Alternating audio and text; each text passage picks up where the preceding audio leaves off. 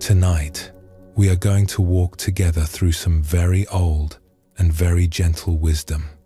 Teachings that have been passed down for thousands of years, from teacher to student, from heart to heart, in quiet monasteries and beneath wide open skies. These are teachings from the Buddhist tradition and from the lineage of Zen, about something that already belongs to you, something you do not need to earn or build or chase. Freedom. Before we begin, feel free to share what time it is and where you're listening from. The freedom we will explore tonight is not the kind of freedom that comes from getting everything right or from finally arriving somewhere you have been trying to reach, but a quieter kind. The freedom of simply being who you already are. The freedom of letting life be exactly as it is and discovering that this is enough. So as we walk through ancient teachings, you do not need to seek anything at all. You only need to rest and to listen and to let these gentle stories and teachings wash over you like warm water. There is nothing to fix, nothing to solve, only this quiet moment and the sound of these words carrying you softly towards sleep. Relax, take a slow, deep breath, and let's begin our journey together. There is an ancient teaching in Buddhism that says the path to awakening is not only found in meditation halls or in the silence of mountain retreats. It is also found in the very ordinary activities of our daily lives. In the way we wash a dish, in the way we speak to a stranger, in the way we do our work. The Buddha taught that right livelihood, the care and intention we bring to whatever we do each day, is one of the steps along the noble path to freedom. Not because certain jobs are holy and others are not, but because the spirit we bring to any task is what makes it sacred. Tonight, as you settle in, let this idea rest gently with you. You do not need to do anything grand or remarkable to live a meaningful life. You only need to bring your full heart to whatever is in front of you. And in doing so, something quiet and beautiful begins to happen. The work itself becomes a kind of prayer. In certain Zen monasteries, before the monks and nuns sit down to eat their simple meal, they pause and offer a chant of gratitude. But it is not only gratitude for the food. It is gratitude for every labor that brought the food into being. The labor of the rain that fell on the fields. The labor of the earthworms, turning the soil in the dark. The labor of the hands that planted the seeds and the hands that harvested the grain under the wide sun. The labor of those who carried the harvest to market and those who prepared the meal with care and attention. Even the labor of the earth herself, holding all of it, supporting all of it, asking for nothing in return.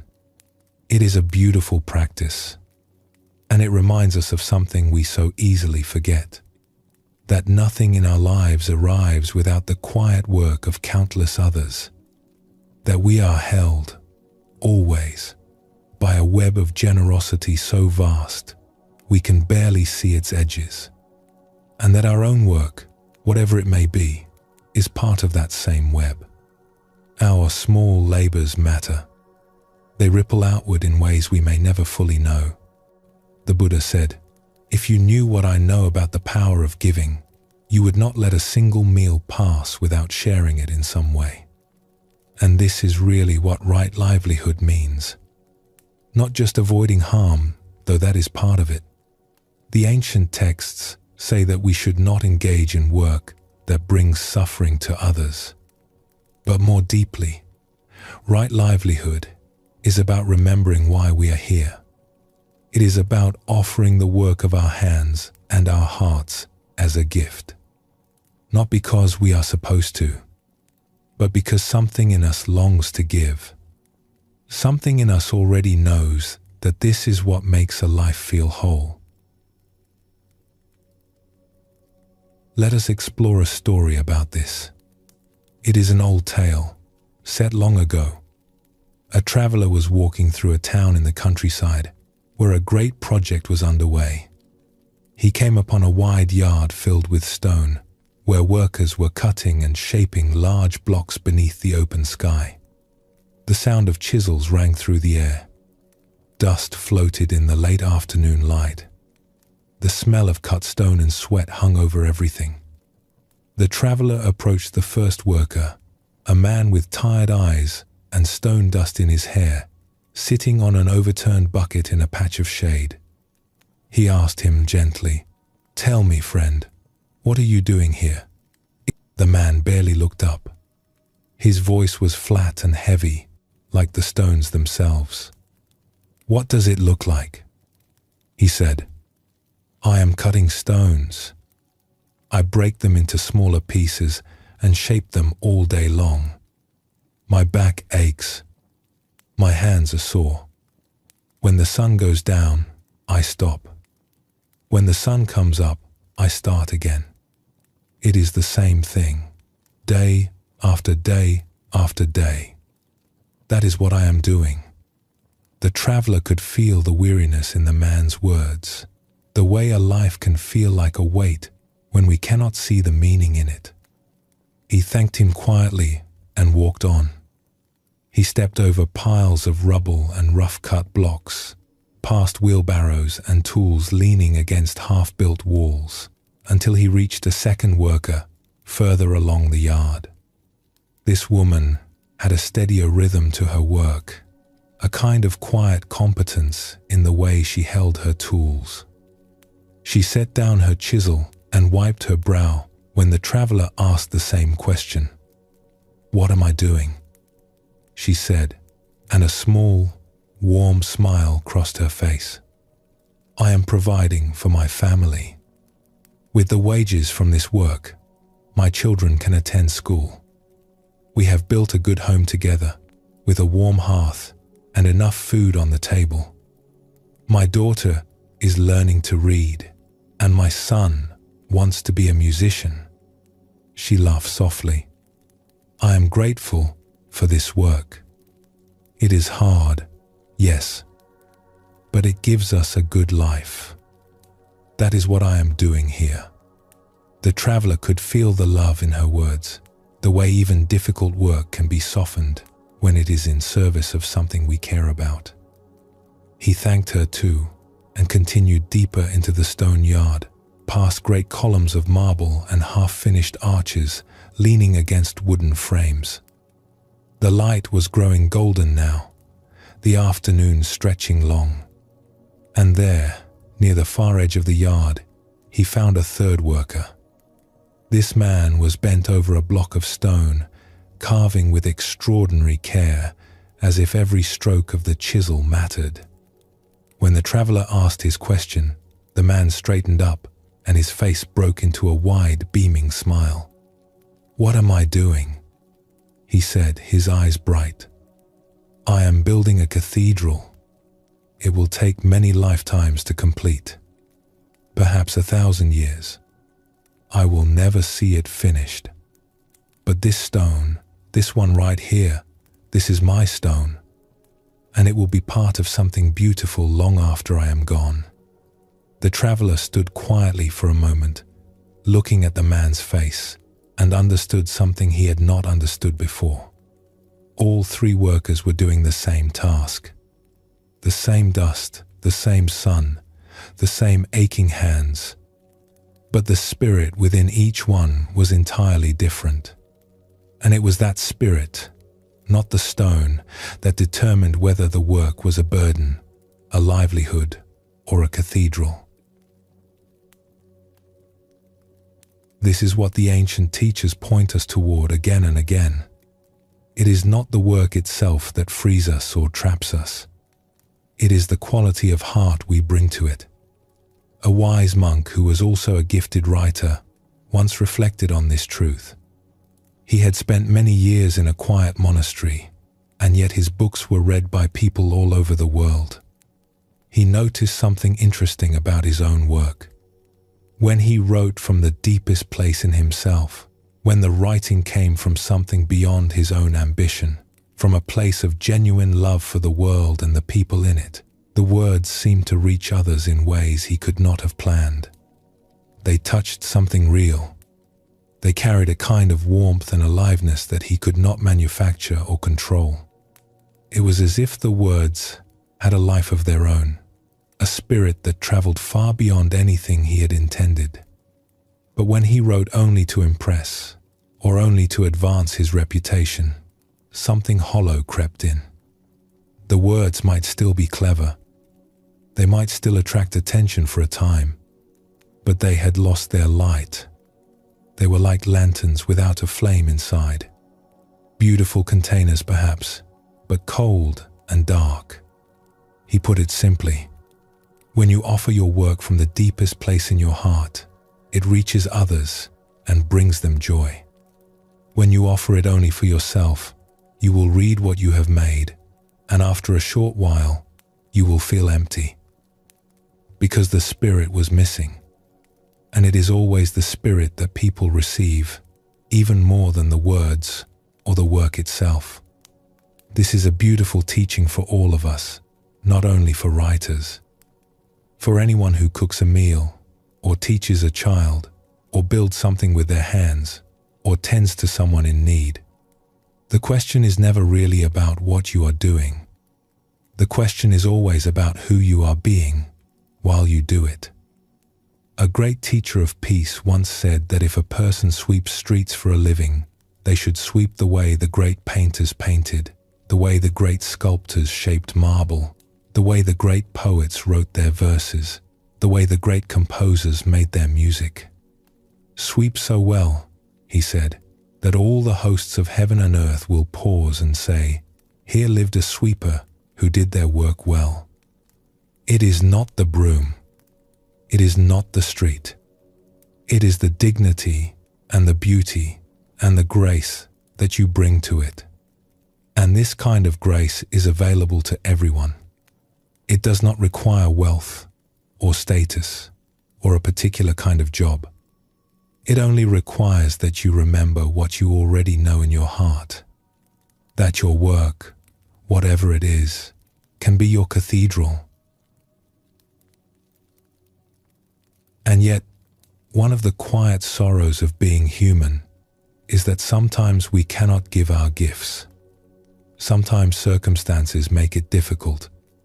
Sometimes we find ourselves in seasons of life where the doors seem closed, where the world feels narrow, where we cannot seem to find the place where we belong.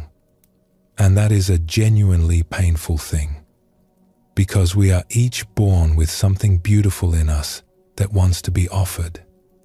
Like a ship that was built to carry cargo across the sea, we feel it when we cannot make the crossing. Something in us aches when we cannot give. If you have ever felt this way, know that you are not alone, and that this feeling itself is a sign of something good in you. It is the proof that your heart is alive. It is your spirit asking to be used. And even in the most constrained circumstances, there are always quiet, humble, powerful ways to share what you carry. The Buddha understood this ache. He spent years searching for the truth, sitting beneath trees, wandering through forests, questioning everything. And when he finally found what he was looking for, that deep, still freedom at the center of all things, he did not keep it for himself.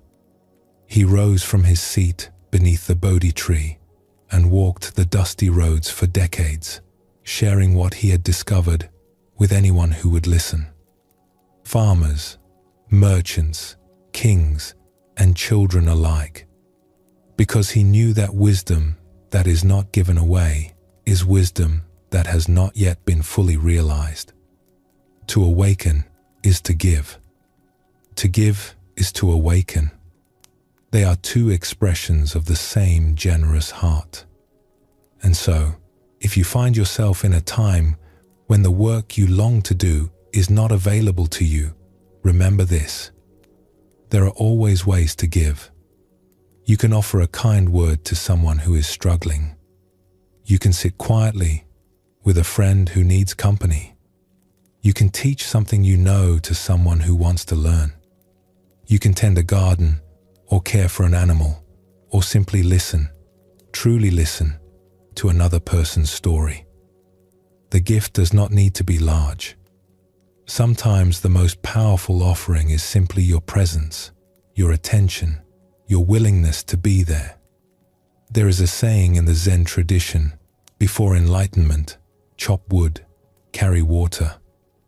After enlightenment, chop wood, carry water. The task does not change, but the heart that does the task is transformed. And that transformation is felt by everyone around you, even if no words are spoken.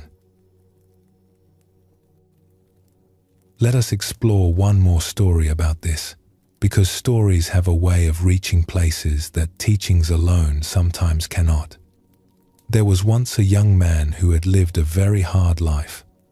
He had grown up in a rough part of a large city, surrounded by trouble and danger.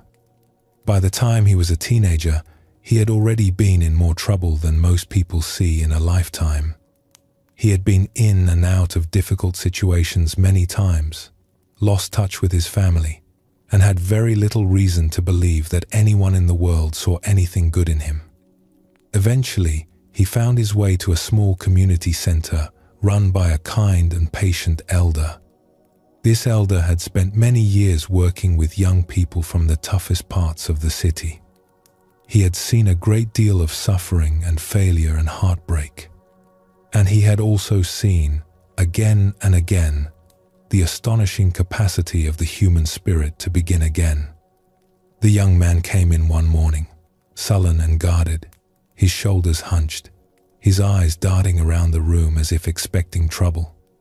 He sat down heavily in a chair across from the elder and waited for the lecture. He had heard it all before.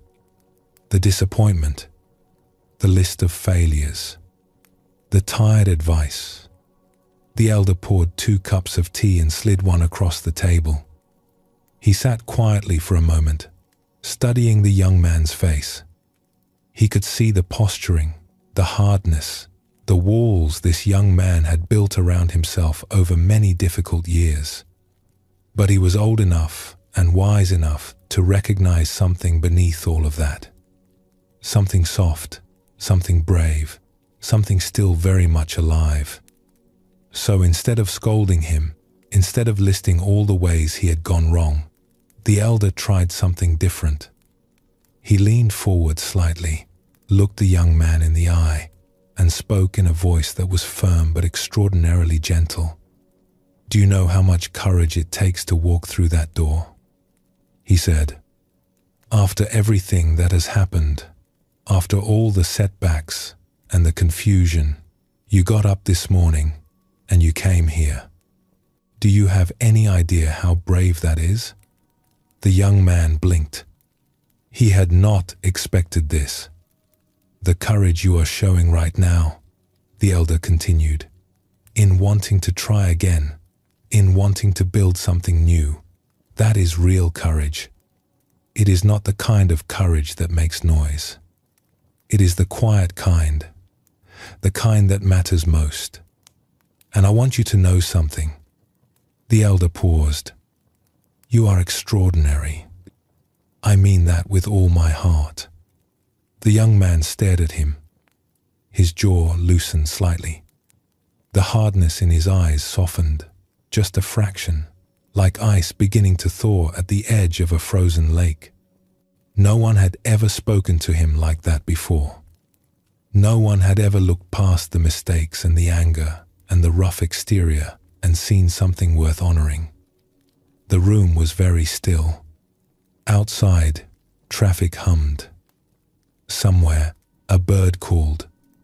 And then, very softly, the young man said, "I am going to carry those words with me forever. Right here." And he placed his hand over his heart. In that moment, something shifted. Not because the young man's circumstances had changed. Not because the world had suddenly become easier or safer. But because someone had seen him. Someone had recognized the goodness that was already there. buried beneath all the pain and confusion. And in being seen, he began to remember it himself. This is what the Buddhist tradition calls Buddha nature. It is the inherent goodness, the inherent freedom that lives in every being without exception. It cannot be destroyed by hardship or failure or confusion. It can only be forgotten, and it can always, always be remembered. So as you rest here tonight, let this teaching settle gently into your heart, like a leaf drifting down to the surface of a still pond. You do not need to become someone different in order to live a beautiful life. You do not need to find the perfect job, or achieve something remarkable, or be recognized by the world. You only need to remember what you already carry inside you. The same spirit that the cathedral builder felt as he shaped his stone. The same spirit that the young man glimpsed when someone finally saw him clearly. Your life, just as it is your cathedral. And the spirit you bring to it, the kindness, the care, the quiet willingness to offer what you have, that is your gift to the world. Perhaps tomorrow, as you go about your day, you might try a small experiment. Whatever task is in front of you, whether it is something you love or something you find tedious, pause for just a moment before you begin. Take one slow breath and ask yourself quietly, not with pressure but with curiosity, what if I offered this as a gift? What if I brought to this one small task the same care that the builder brought to his stone? You do not need to change what you are doing. You only need to change the spirit in which you do it. And you may find, as so many have found before you, that the task itself begins to feel different. Lighter, more alive, as if something is flowing through you that was always there, waiting to be remembered. The Buddha said, "Thousands of candles can be lit from a single candle, and the life of the candle will not be shortened. Happiness never decreases by being shared. You are that candle, and your light, no matter how small it may seem to you, matters more than you know. Let this truth be a comfort to you as you rest. Let it settle into the quiet of your body. Let it be just as it is, and let it carry you gently towards sleep.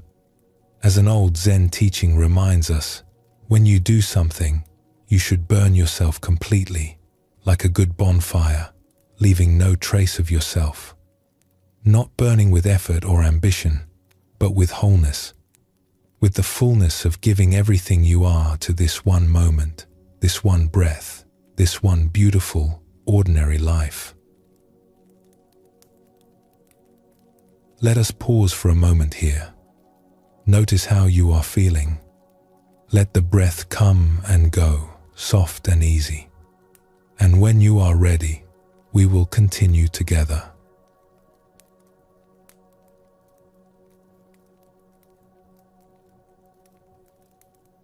Have you ever watched a very young child exploring the world for the first time?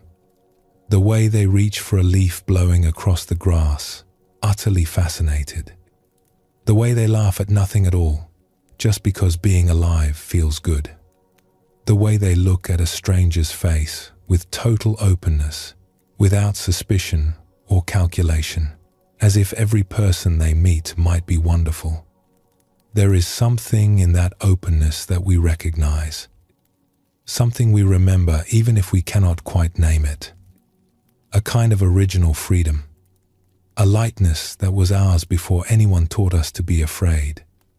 The Buddhist tradition has a beautiful word for this. It is called Buddha nature, and it does not mean that you are supposed to become a Buddha or that you need to practice for 30 years in a cave before you can taste it. It means something much simpler and much more immediate.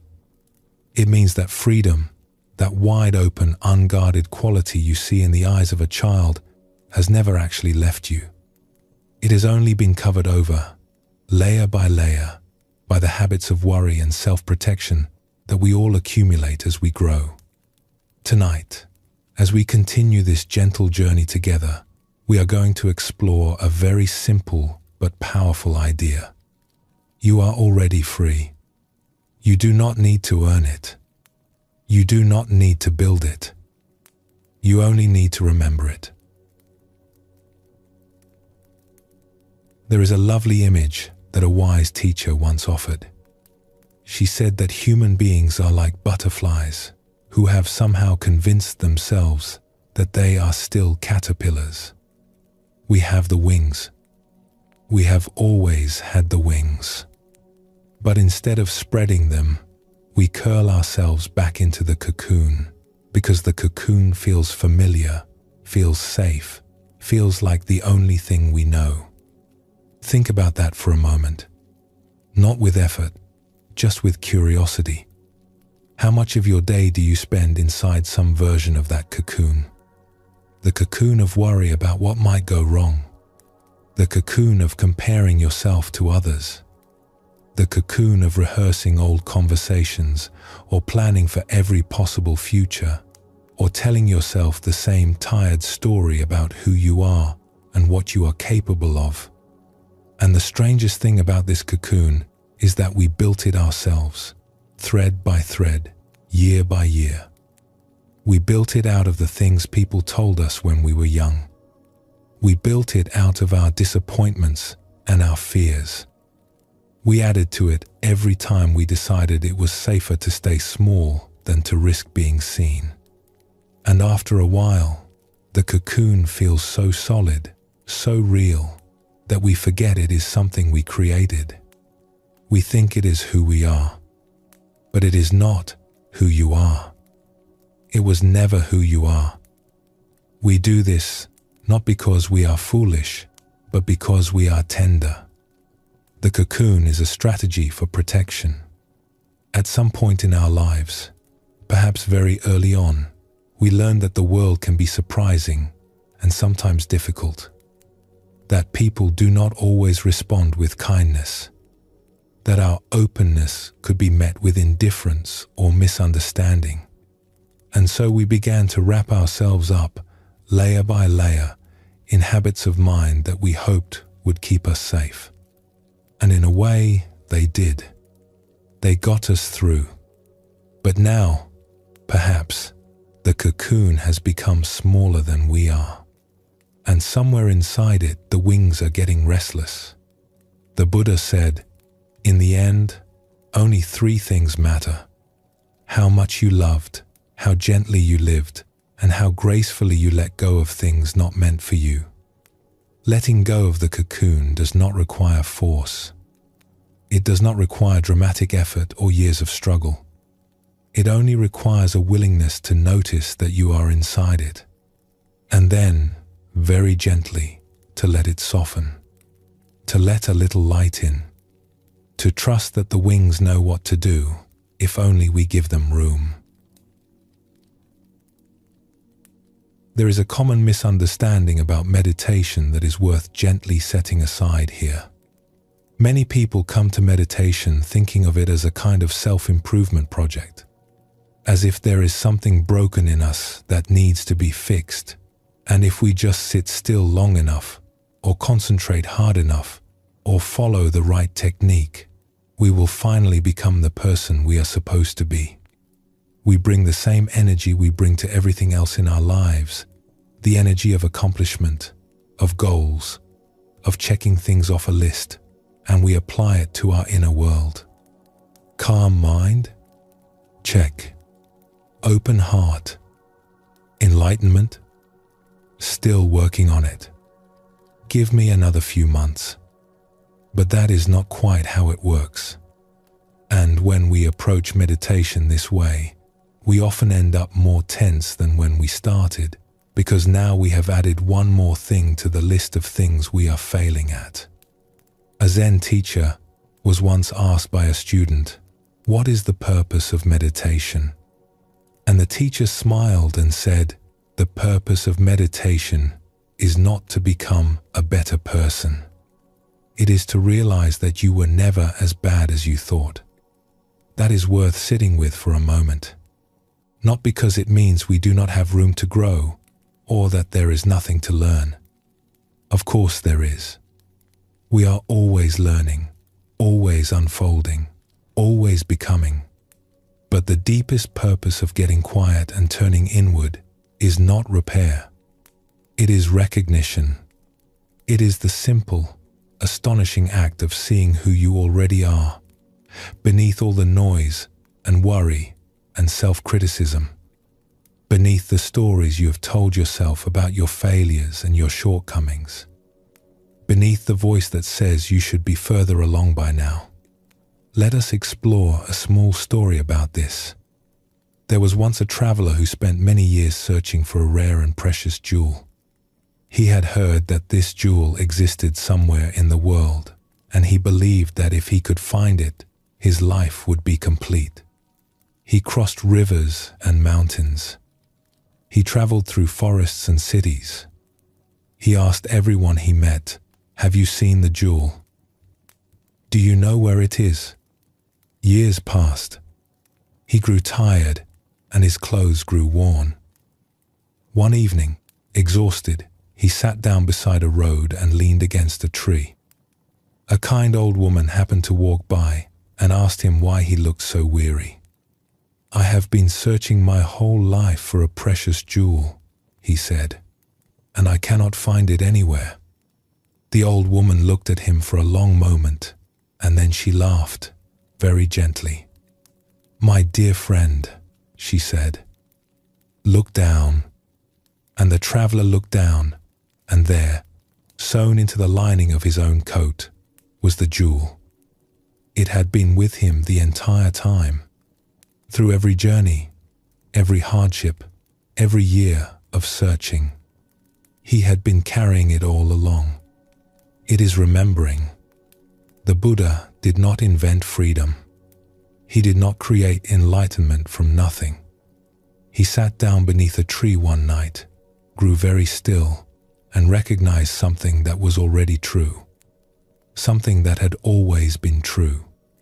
And what was true for him is true for you, right now, as you lie here listening, with nowhere to go and nothing to fix. You are already free. You have only forgotten. Let us explore a story about this, because it brings the teaching to life in a way that ideas alone sometimes cannot. Once, long ago, a young student traveled a great distance to study with an old Zen master who lived in a simple temple on the edge of a forest. The temple was small and peaceful, surrounded by tall bamboo that swayed in the wind. The master was known throughout the region for his gentleness and his silence, and the young student was eager and earnest. He wanted very much to understand the nature of awakening, to taste the freedom he had heard about, and he practiced with all his heart. After some months of living and practicing together, the master told the student it was time to go off on his own. "Continue your practice in solitude," he said, "and write to me each month to tell me how things are going."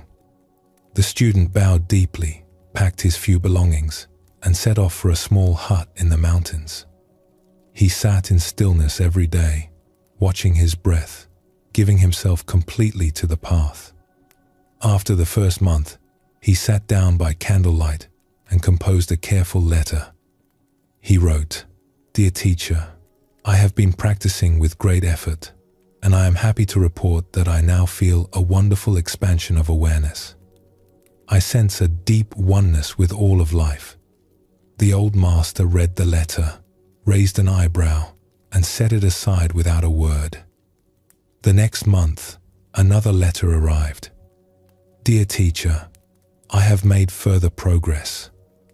I have discovered a kind of holiness that exists in all things. Every leaf, every stone, every sound seems to glow with sacred light." The master read this one too, sighed quietly, and placed it in the drawer. A month later, the student wrote again, his words brimming with excitement. "Dear teacher, the great mystery of existence has revealed itself to me. I see now that the one and the many are not separate. All is interconnected in ways I can barely describe." The master shook his head gently and poured himself another cup of tea. Another letter came, even more breathless than the last. "Dear teacher, I have arrived at the deepest understanding. Nothing is truly born, nothing truly passes away. All form is a shimmering appearance, and what we call the self is simply a beautiful, passing dream." The master read this and closed his eyes for a long moment. Not because the student was wrong, exactly. Everything the student described was, in its own way, a genuine experience. Beautiful, even. But there was something underneath each letter that troubled the old man. Each one was really asking the same quiet, urgent question beneath its surface. Is this it? Am I there yet? Have I arrived? Please, teacher, tell me I have finally become what I am supposed to be. And then, something unexpected happened. The letters stopped. 1 month passed without a word. Then 2, 3, 5. A whole year slipped by in silence. The seasons turned around the little temple. Snow fell and melted. The plum trees blossomed and dropped their petals. The master waited patiently, tending his garden, feeding the birds, watching the days come and go. Finally, he decided it was time to write to the student himself. He sent a short, gentle note. "It has been a very long while since I have heard from you. Please tell me how your practice is going." A few weeks later, a reply arrived. It was very short. Just one line, written in a calm, unhurried hand. "What is there to report? I am just living my life." And when the master read those words, a great warm smile spread across his old face. He laughed softly to himself, folded the letter carefully, and placed it close to his heart. "At last," he whispered, "he understands." What makes that story so beautiful is what it tells us about the nature of real freedom. All the grand experiences the student described, the oneness, the holiness, the cosmic understanding, those are real. They can happen in meditation, and they can be quite wonderful. Like sunsets, like the first warm day of spring, like hearing a piece of music that makes you forget where you are. But they are experiences. They come and they go, like clouds crossing the sky. And if we cling to them, if we turn them into achievements, if we use them to measure our progress or prove our worth, then we have missed the point entirely. The old master was not looking for a report of extraordinary experiences. He was waiting for something far simpler and far more precious. He was waiting for the student to stop performing, to stop measuring, to stop reaching for something outside of himself, and instead to simply settle into his own life, like a bird settling onto a branch. Not because the branch is remarkable, but because it is where the bird belongs. Real freedom is not a state you achieve. It is not a peak experience you climb toward. It is much more ordinary and much more available than that. It is simply being at home in your own life, resting in this present moment without needing it to be different, walking through your day with an open heart, without constantly asking, "Is this it?" And this is one of the most beautiful secrets of the Buddhist path. The freedom you seek is not hidden somewhere far away. It is not at the top of a mountain or at the end of a 10-year retreat. or in some special experience you have not yet had. It is here, in this very moment, in the sound of your own breathing, in the warmth of the blanket against your skin, in the quiet fact that you are alive, right now, and listening. There is a Zen saying that captures this beautifully. Sitting quietly, doing nothing, spring comes, and the grass grows by itself. You do not have to make the grass grow. You do not have to force the spring. You only have to be here, be present, and trust that life knows how to unfold. The freedom you are looking for is not at the end of some long road. It is the ground you are already standing on. Perhaps this is why so many of the greatest spiritual teachers in history have seemed, to the people around them, remarkably ordinary. Not dramatic, not floating above the ground, not surrounded by light and miracles, just fully, quietly, joyfully present, chopping vegetables, sweeping the floor, pouring tea with complete attention, as if pouring tea were the most important thing in the world. Because in that moment, it was. An old Zen master was once asked by a visitor, "What did you do before enlightenment?" He said, "I chopped wood and carried water." The visitor leaned forward eagerly. "And what do you do now, after enlightenment?" The master smiled gently. "I chop wood and carry water." The visitor looked confused. Then what changed? The master was quiet for a moment, and then he said, "Before, I chopped wood and wished I was somewhere else. I carried water and thought about what would come next. Now, when I chop wood, I chop wood. When I carry water, I carry water. And that is all. The task is the same, but the person doing it is at ease. The weight has been set down. Not the weight of life, but the weight of pretending that life should be something other than what it is. The weight of striving. The weight of endlessly comparing this moment to some imaginary better moment that has not yet arrived. This is the invitation of these teachings, and it is the thread that runs gently through everything we are exploring tonight. Let life be. Let it be what it is. And notice that when you stop struggling against the river, something quietly miraculous happens. You begin to float. You discover that the water was always holding you up. So as you lie here now, breathing gently, there is nothing to figure out, nothing to solve. You can set down the project of becoming. You can set down the measuring and the comparing. You can release, just for now, just for this quiet moment, the habit of asking whether this is enough. Because you are enough. You have always been enough. And this moment, with all its simplicity, is enough too. The Buddha, after his long search, said something remarkably simple. I am awake. Not I have achieved something extraordinary. Not I have reached a place that others cannot. Just I am awake. Present. Here. Seeing clearly. Resting in what is. And that same awakeness is available to you right now, without moving an inch, without changing a single thing about your life. It was here before you started listening tonight. It will be here long after these words have faded.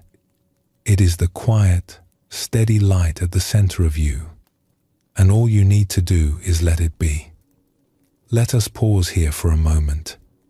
Feel the weight of your body, held by whatever is beneath you.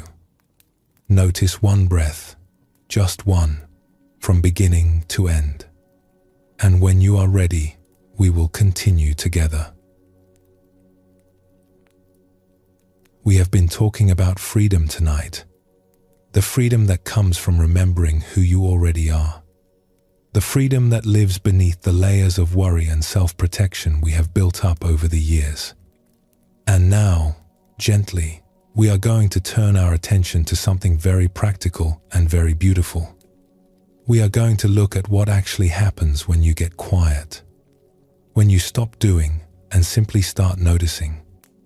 Because when you sit still and pay attention, you begin to see something remarkable. You begin to see that your experience, the whole of it, everything you think of as your life, in any given moment, is not a solid, fixed thing at all. It is more like a river, or rather, like several rivers flowing together, braiding around each other, always moving, always changing, never quite the same from one heartbeat to the next. And seeing this, really seeing it, is one of the gentlest doorways to peace you will ever find. Imagine, if you will, that you are sitting beside a wide, gentle river on a warm evening. The sky is soft with the last colors of the day, peach and lavender fading into a deep, quiet blue. You can hear the water moving, unhurried, over smooth stones. It makes that sound that water has always made, a sound older than any language, older than any city, a sound that has been soothing human hearts since the very beginning. Perhaps there are birds settling into the trees along the bank. Perhaps there is the faint hum of insects in the tall grass. The air is warm and still, and you are comfortable, and there is nothing at all you need to do. You are not in the river. You are beside it. And from this still, easy place, you can watch everything that passes. Leaves and small branches drift by on the surface, catching the last light. The reflections of clouds slide along the water like slow, silent travelers. The current moves and changes, sometimes quickening, sometimes almost still, but always flowing. Always going somewhere, though you do not need to know where, and you do not need to follow. This is one of the most ancient and most beautiful images in all of Buddhist teaching. The image of sitting quietly by the river of your own experience, watching it flow, without needing to grab anything out of it or push anything away. Not judging, not controlling, just watching, just being present with the simple, endless, fascinating fact that things are moving, things are changing, and you are here to see it. The Buddha described our inner life not as one river, but as five. Five great streams of experience that are always moving, always changing, always flowing through us and around us. And understanding these rivers, even just a little, can bring a remarkable sense of peace. Because once you begin to see your experience as a river, you stop trying to build a dam. You stop trying to hold the water still. And instead, you simply sit on the bank and breathe and let it all flow by. The first river is the river of the senses. Right now, as you listen, sounds are arriving at your ears. These words, perhaps the hum of a room, or the soft whir of a fan, or the distant murmur of the world going on outside. Perhaps there are night sounds, crickets, or wind, or the far-off call of something alive in the dark.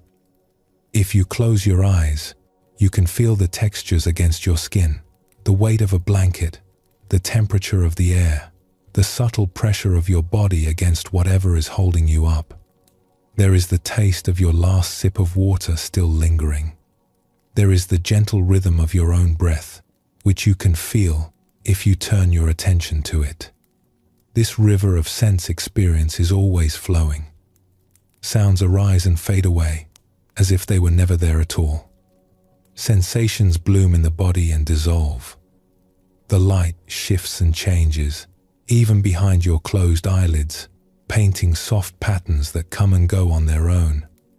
Nothing in the world of the senses ever stays the same from one moment to the next. It is like a gentle kaleidoscope, always turning, always offering something new, never repeating itself exactly. And there is something deeply restful about simply noticing this. Because when you see that sense experience is a river, you stop expecting it to hold still. You stop trying to freeze one pleasant moment and keep it forever. You stop fighting with the unpleasant moments because you can feel that they too are moving, already changing, already on their way somewhere else. Instead, you can let each moment arrive and pass, like a guest who visits briefly, offers a gift, and moves on. There is a graciousness in this, a hospitality toward your own experience that feels remarkably like peace. The second river is the river of feelings and moods. This one is more intimate and perhaps more familiar. You know this river well, even if you have never called it that. It is the constantly shifting weather of your inner life. Happiness, sadness, restlessness, calm, irritation, gratitude, boredom, tenderness, anticipation, contentment, longing, relief. There are so many shades and textures of feeling that move through a single day, a single hour, even a single conversation. More than we could ever name. If you were to sit quietly for just 10 minutes and pay gentle attention to your inner weather, you would be amazed at how many different feelings pass through you. They arrive uninvited, like weather. Sometimes a bright, warm front of contentment drifts in for no apparent reason, and you feel at ease with everything, and the world seems kind. Sometimes a small cloud of worry appears at the edge of your mind, and you are not even sure what it is about. It is just there, a subtle tightening, a whisper of unease.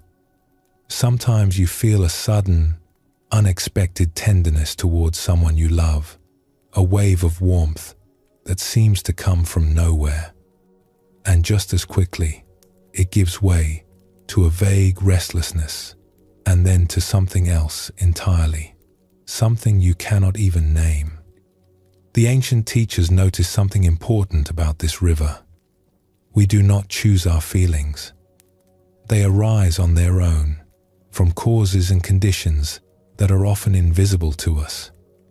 A memory surfaces and brings a wave of warmth. A sound triggers a flutter of unease. The body is tired and a fog of heaviness rolls in. We did not decide any of this. It simply happened. Let us explore a small story about this. There was once a student who went to her teacher in great distress. "I have been meditating for many months," she said, "and yet I still feel sadness sometimes. I still feel restless. I still feel afraid. What am I doing wrong?" The teacher listened patiently and then gestured toward the window. "Do you see the sky out there?" she asked. "Yes," said the student. "Is it a good sky when the sun is shining?" "Of course." "And is it a bad sky when the clouds come?" The student paused. "No," she said slowly. "It is the same sky." "Exactly," said the teacher. "The sky does not struggle with its weather. It does not try to push away the clouds or hold on to the sunshine. It simply allows everything to pass through. Your awareness is that sky, and your feelings, all of them, are simply weather. And this is wonderfully freeing to understand, because if feelings are weather, then you do not need to fix them, fight them, or be afraid of them. You only need to let them move through you, the way clouds move across that open, patient sky. The third river is the river of perceptions. This one is more subtle but equally fascinating once you begin to notice it. Perception is the way we organize and recognize the world around us. It is the part of the mind that says, "That is a tree. That is a face. That is music. That is the smell of rain." Without even trying, without any effort at all, the mind is constantly sorting the raw flow of experience into things we recognize, things we can name, things we think we understand. We take this for granted, but it is quite remarkable when you look closely. Every moment, your mind is performing this extraordinary act of recognition and interpretation. It hears a sound and says, "bird." It feels a texture and says, "blanket." It sees a pattern of light and shadow and says, "room." It does this so quickly, so automatically, that we never stop to wonder at it. And the interesting thing about perception is that it is always slightly different from one moment to the next. You look at a familiar room, and today something catches your eye that you have never noticed before. A crack in the ceiling, the way the evening light falls on a shelf, the particular color of a wall you have walked past 1,000 times. You listen to a piece of music you know well, and suddenly you hear a note, a phrase, a quality in the singer's voice that seems entirely new, as if it had been hiding there all along, waiting for you to hear it. This is because perception is not a photograph. It is a living thing. It shifts with our mood, our attention, our state of mind. The same cup of tea can taste ordinary on a busy morning and deeply comforting on a quiet evening. The same face can look different depending on whether we are rushed or still. A great Zen teacher was once asked to describe the purpose of meditation in just a few words. He thought for a moment and said, "Beginner's mind." That is all. Beginner's mind. The willingness to see things fresh, as if for the first time, every time. To let go of what we think we know about a person, a place, a situation, and to see it as it actually is, right now, in this particular moment. Because it is never quite the same as it was before. The river of perception flows on, and each glance is genuinely new, if only we have the eyes to see it. The fourth river is perhaps the most familiar of all. It is the river of thoughts. If you have ever tried to sit quietly and watch your mind, you know exactly what this river is like. It is more like a waterfall than a gentle stream. Thoughts pour through continuously. Plans, memories, opinions, worries, fantasies, little arguments with people who are not even in the room, mental lists you forgot to write down, fragments of songs that got stuck somewhere in your head 3 days ago, random images, and little stories we tell ourselves about ourselves. It is busy in there. It truly is. The mind is a remarkably active place, even when the body is perfectly still. Especially when the body is perfectly still, if we are being honest about it. And one of the kindest discoveries you can make in meditation is that this is perfectly normal. Everyone's mind does this. The most seasoned meditator in the most remote mountain temple still has a mind that chatters and wanders and produces thoughts without being asked. It is not a sign that something is wrong with you. It is not a sign that you are bad at being still or that your mind is broken. It is simply what minds do. They think. They produce thoughts the way a spring produces water, the way a bird produces song. You cannot stop it, and you do not need to. There is actually something quite humorous about this, if you look at it with a gentle eye. Here you are, trying to be peaceful and serene, and meanwhile your mind is composing shopping lists, replaying a conversation from last Tuesday, and wondering what that odd noise was, all at the same time. If the people near you could hear your thoughts, they would be quite amazed at the range and speed and sheer creative energy of what goes on in there. The invitation is not to stop the river of thought, but to step back from it a little. To notice the thoughts flowing by without climbing into each one and being carried away. To watch a thought appear, the way you might watch a leaf land on the surface of a stream, and then to let it drift on past without following it downstream. This takes no effort. It only takes a gentle willingness to observe. And when you do, something lovely happens. You begin to realize that you are not your thoughts. Your thoughts are visitors. Some are welcome, some are strange, some are quite uninvited. But you are the space in which they come and go. And that space, your awareness, is always calm, always present, always quietly watching. The fifth river is the most mysterious and in some ways the most beautiful. It is the river of awareness itself. This one is harder to describe because it is not something you can point to in the usual way. It is more like the light by which you see everything else. You can notice sounds, feelings, perceptions, and thoughts because there is something aware of them. Something that knows. Something that watches without getting pulled into the current. The ancient teachers loved to find images for this awareness because words alone could not quite capture it. Some compared it to a mirror. A mirror reflects everything that passes before it, beautiful things and ordinary things and strange things alike, but the mirror itself is never changed by what it reflects. It remains clear, open, untouched. No matter what appears on its surface, the mirror does not become what it reflects. It simply shows it and lets it go. Others compared awareness to the ocean. On the surface, there are always waves. Some are large and dramatic. Some are small and barely noticeable. The waves are your thoughts, your feelings, your sensations, always moving, always changing. But if you dive beneath the surface, even just a little way down, there is a stillness that the waves never reach. The deep ocean is always calm, always quiet, regardless of what is happening above.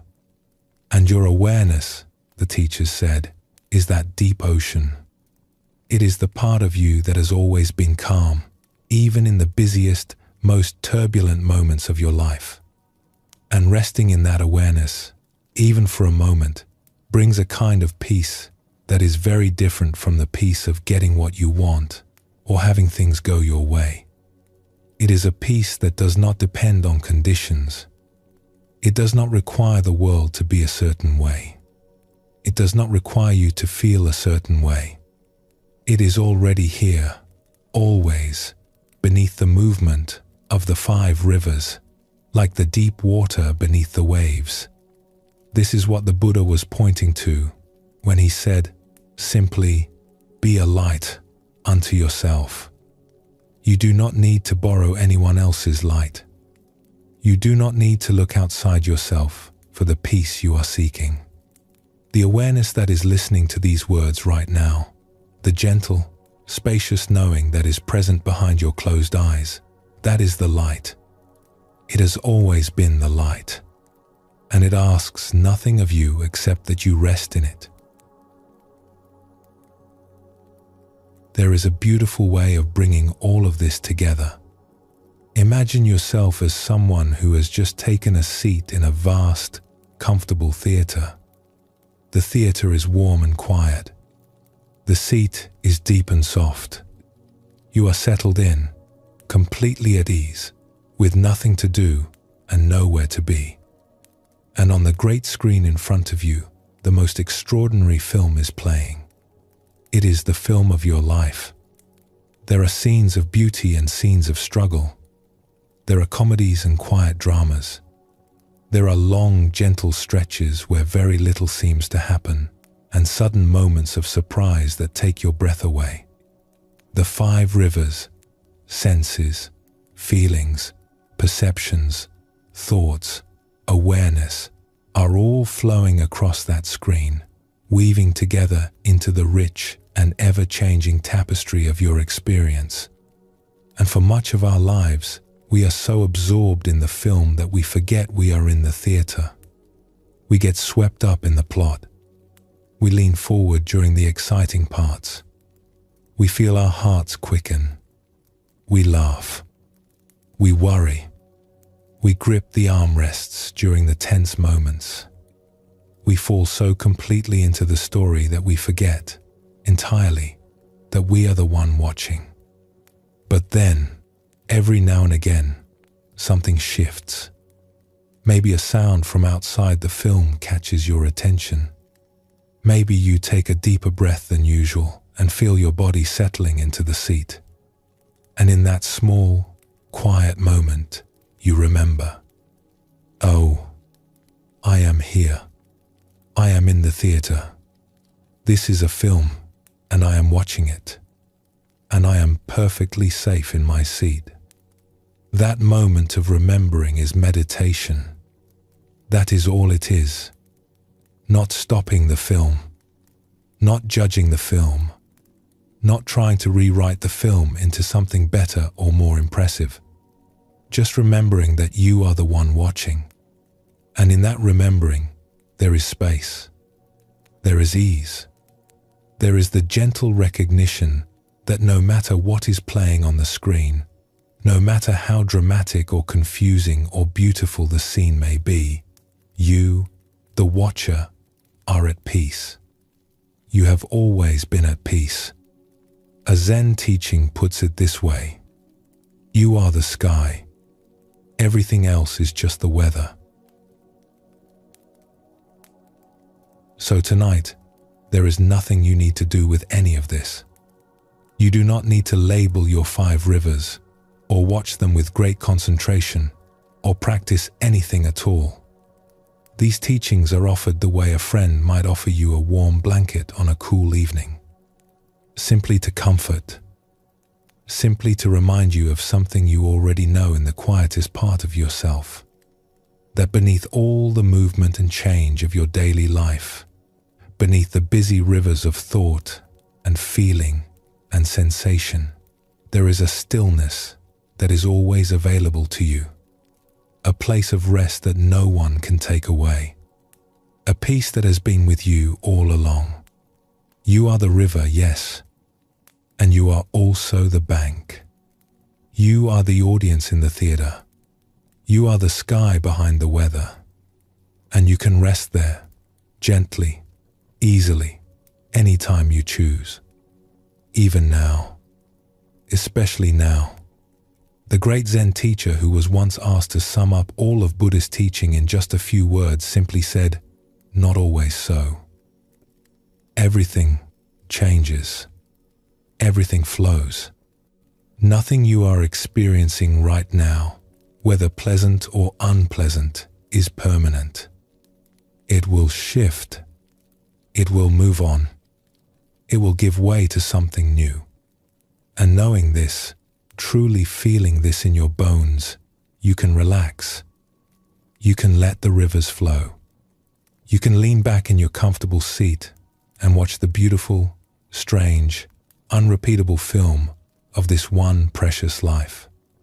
And you can let it be, just as it is, flowing, changing, arriving and departing, like guests at a great feast, like clouds across the face of the moon, like the soft sound of water over stones on a warm evening. Let us pause for a moment here. Feel yourself breathing. Feel yourself held. And when you are ready, we will continue together.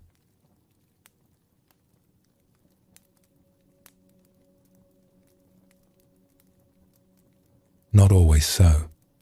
Those 3 small words, which we touched upon at the close of our last reflection, contain one of the most profound and most liberating truths the Buddhist tradition has ever offered. And they are worth returning to now, because they open the door to something many of us long for, but rarely find: the ability to be at peace with not knowing what comes next. We live in a world that loves certainty. We make plans. We set goals. We build structures and systems and schedules, all designed to make us feel that we know what is coming. And there is nothing wrong with any of that. Plans are useful. Goals can give us direction. But somewhere deep inside, we all know the truth. Life does not follow our plans. It never has. And the tighter we hold on to the way we think things should go, the more we suffer when they go some other way. An old teacher in the forests of Southeast Asia had a favorite phrase that he used to answer almost any question his students brought to him. He was a gentle man with bright, amused eyes, and he lived simply in a monastery surrounded by tall trees. Students would walk the long dirt road to his door with all manner of questions. Questions about the nature of the mind.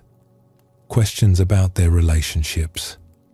Questions about what would happen next in their lives. And no matter what they asked, he would smile, tilt his head slightly, and say two gentle words that, in his language, meant something like, "Uncertain, is it not?" The students found this both maddening and strangely comforting. One student came to him in a state of great anxiety. "Teacher," he said, "I have been offered a new position in a distant city. I do not know whether to accept it. What if I make the wrong choice? What if everything falls apart?" The old teacher listened carefully, nodded, and said, "Uncertain, is it not?" "Yes, but teacher, I need to know. Will it be a good decision?" "Uncertain, is it not?" The teacher smiled. Another student, sitting nearby, asked about her meditation practice.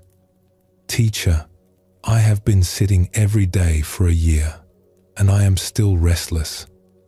Will I ever find peace?" The teacher looked at her with warm eyes. "Uncertain, is it not?" Even when someone asked about the weather or about what was for dinner, there was a chance the old teacher would offer that same gentle phrase and then laugh, because he found the whole thing genuinely delightful. Not because their questions were silly, but because the truth was so simple and so easy to forget. And after a while, if they were patient, something in the students began to soften, because the teacher was not being evasive. He was offering them the deepest kind of honesty. He was saying, "Yes, it is uncertain. All of it. And that is not a problem to be solved. It is a truth to be met. And when you meet it openly, when you stop fighting against the not knowing and instead let it hold you the way the earth holds a seed before it sprouts, something remarkable happens. You discover that uncertainty is not the enemy of peace. It is, in its own quiet way, the doorway to peace."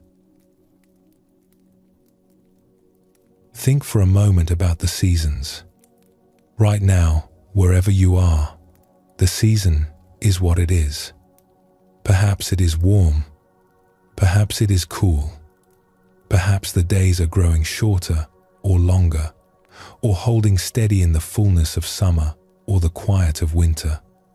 You did not choose the season. You cannot hurry it along or hold it back. It arrived on its own, in its own time, as seasons always do. And yet we trust the seasons, do we not? We trust that winter will give way to spring, that the long dark nights will eventually soften into mornings filled with birdsong. We do not panic when the leaves begin to fall, because we know, in our bones, that this is part of a rhythm much larger than ourselves. The earth breathes in and the earth breathes out. The tides rise and recede. The moon fills and empties and fills again. Everything in the natural world moves in great, unhurried cycles. Birth and growth and rest and renewal, over and over, without anyone directing it, without anyone making a plan. And you are part of that rhythm. Your body knows this, even when your mind forgets. Your heart beats without your permission. Your lungs breathe without your instruction.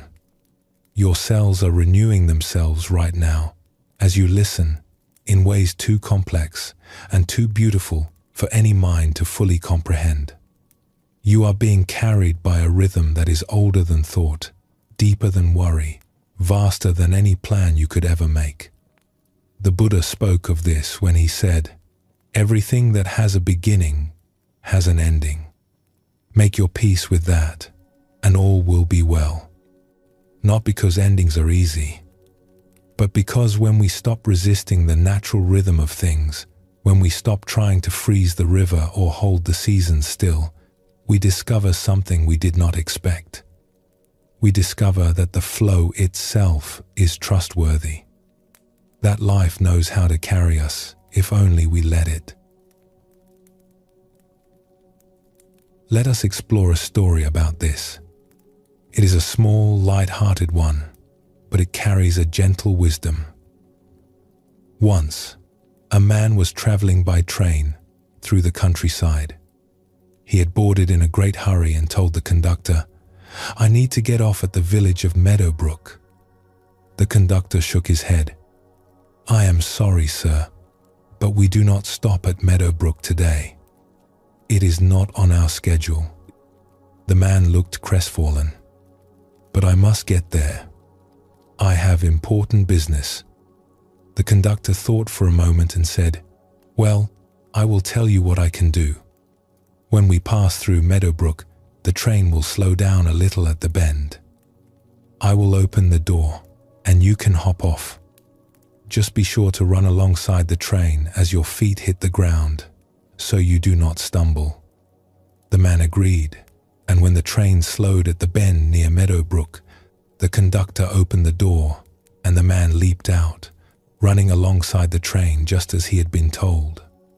He was doing quite well, running briskly, keeping his balance, when a second conductor in the next car happened to spot him through the window.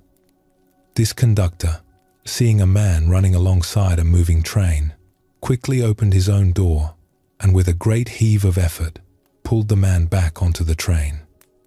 "You are very lucky, my friend," the second conductor said, brushing off the man's coat. "This train does not stop at Meadowbrook today." Now, there is something quietly wonderful about that story, because it is, in a way, a picture of how life works. We make our plans. We think we know where we are going. We leap out of the train with great determination, and then life, in its mysterious way, picks us right back up and carries us somewhere else entirely. We end up at a station we never intended to visit, doing things we never planned to do, living a life that looks nothing like the one we imagined when we were young. And here is the question that the ancient teachings gently ask us to consider. Is that a failure?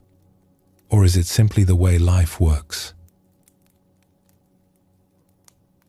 How many of us, if we are honest, can say that our life unfolded according to the plan we made? Very few, perhaps none. The relationships we thought would last forever changed in ways we could not have imagined. The careers we were so certain about took unexpected turns. The places we thought we would live, the people we thought we would become, the tidy little picture we once held of what our future would look like, all of it shifted and rearranged itself in ways we could not have predicted. And yet here we are, still here, still breathing, still showing up, still finding our way, one day at a time, through a life that looks nothing like the map we drew when we were young. And if you look back honestly, you may notice something surprising. Some of the best things that ever happened to you were things you never planned. The person you fell in love with, the place you ended up living, the work that found you when you were looking for something else entirely. Life had its own plan. And in many cases, its plan was better than yours. For most of us, there is still a quiet grief in the gap between what we expected and what actually happened. A sense that something went wrong, that we missed a turn somewhere, or made a mistake, or were not quite good enough to make our plan succeed. Our culture encourages this feeling. It tells us that if we work hard enough, plan carefully enough, try with enough determination, we should be able to control the outcome. And when the outcome surprises us anyway, as it always does, we blame ourselves. We think we failed, when in truth, we simply lived. But the old teacher in the forest would simply smile. Uncertain, is it not? Not as a dismissal, not as a way of saying your feelings do not matter, but as an invitation to look at things differently, to consider the possibility that life is not a problem to be solved but a mystery to be lived, and that the surprises, even the difficult ones, are part of something larger and wiser than our plans could ever hold. There is a very old saying that captures this truth with great tenderness. Sometimes I go about feeling sorry for myself, and all the while I am being carried by great winds across the sky. What a beautiful thing to consider. That even in the moments when we feel most lost, most uncertain, most adrift, something is carrying us. The great rhythm of life itself, the same force that turns the seasons and moves the tides and grows the grass from the dark soil, is holding us, moving us, carrying us forward in ways we cannot see. And all that is asked of us is to trust it. Not blindly, not with forced cheerfulness or false certainty, but with the quiet, humble trust of someone who has noticed again and again that the river always finds its way to the sea.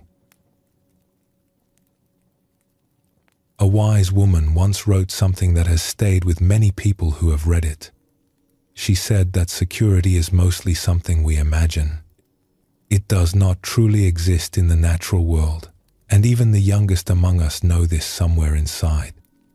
Children, she observed, do not live in security. They live in wonder. They live in immediacy. They live right here, right now, in the full brightness of the present moment, and they do not ask whether the next moment will be safe. They simply meet it when it comes. She suggested that trying to avoid all risk is no safer, in the long run, than stepping forward into the unknown.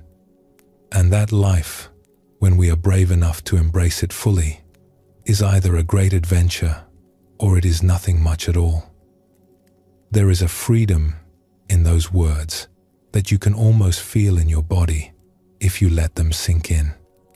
Not the reckless freedom of someone who does not care what happens, but the spacious, graceful freedom of someone who has made peace with the fact that they do not control everything, who has looked honestly at the nature of this life and said, yes, it is uncertain. Yes, it is always moving. And I am going to love it anyway. I am going to show up for it anyway. I am going to meet each new day with as much openness as I can, because that is what it means to be truly alive. This is what the Buddhist teachings mean by letting go. Not giving up, not becoming passive or careless or indifferent, but releasing that tight grip on the way things are supposed to be and allowing them to be the way they actually are. Letting the seasons turn, letting the river flow, letting the train carry you even when you do not know the station where it will stop. And here is what is surprising about letting go. It does not feel like loss. It feels like relief, like setting down a heavy bag you have been carrying so long you forgot it was there, like taking off shoes that are too tight and feeling the cool grass under your feet, like exhaling after holding your breath. The Buddha said, "You can search throughout the entire universe for someone who is more deserving of your love and affection than you are yourself, and that person is not to be found anywhere. You yourself, as much as anyone in the entire universe, deserve your love and affection. And part of loving yourself is being gentle with yourself when things do not go as planned. Offering yourself the same kindness you would offer a dear friend who came to you confused and uncertain. Sitting with them quietly, not trying to fix anything, not offering clever solutions, just being there. And saying, softly, 'I do not know what comes next. And that is all right. I am here. I am breathing. And that is enough for now.' So tonight, if there is something in your life that feels uncertain, something you cannot quite see the shape of yet, something that worries you or keeps you awake, you might try holding it a little differently. Instead of gripping it, fighting it, trying to force it into a form you recognize, see if you can simply let it be. Like a season that has not yet revealed itself. Like a river that is still finding its way. Like a story whose next chapter has not yet been written. You do not need to know the ending. You only need to be here, in this moment, letting the great winds carry you. Trusting, even a little, that wherever you are being taken is exactly where you need to go. Uncertain, is it not? And perhaps that is not so frightening after all. Perhaps it is simply what it means to be alive. Let us rest with that for a moment. There is no hurry, just the soft rhythm of breathing, in and out, like the tide. And when you are ready, we will continue together.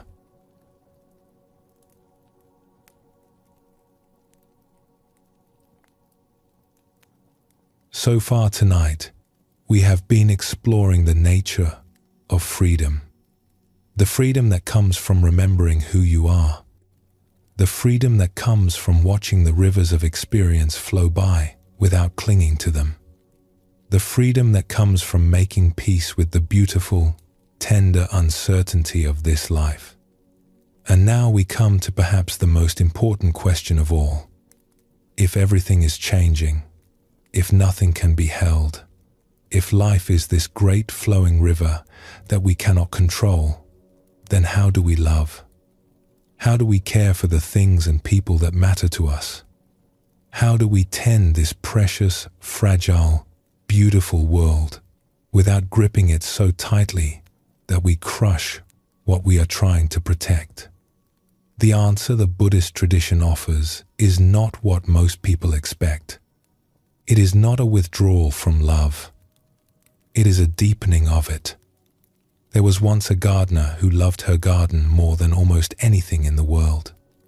It was not a grand garden. It was small and tucked behind a modest house on a quiet lane. But it was alive with color and life. In the spring, there were crocuses and tulips.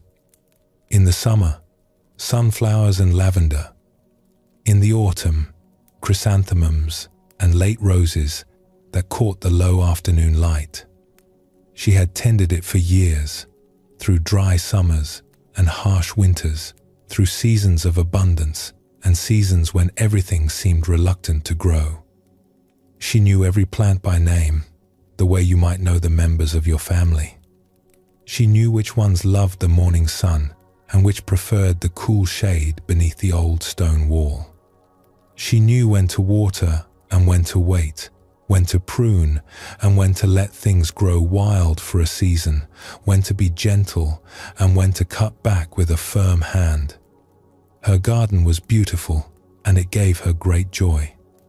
But there was one thing the gardener had to learn again and again, one lesson that the garden taught her every single year, without fail, no matter how skilled she became. She could not make the flowers bloom. She could prepare the soil. She could plant the seeds with love and precision. She could water and weed and fertilize and tend with all the care in the world. But the blooming itself was not up to her. It belonged to the flowers. It belonged to the rain and the sun and the mysterious, patient intelligence of the earth. And all her devotion, all her attention, all her years of faithful care could not force a single petal to open one moment before it was ready. This is one of the simplest and most important teachings in all of Buddhist wisdom, and it applies not only to gardens but to everything we love. We live in a world that tells us love means control, that caring means fixing, that if we love someone enough, or work hard enough, or worry enough, we can make things turn out the way we want. We can protect the people we love from all difficulty.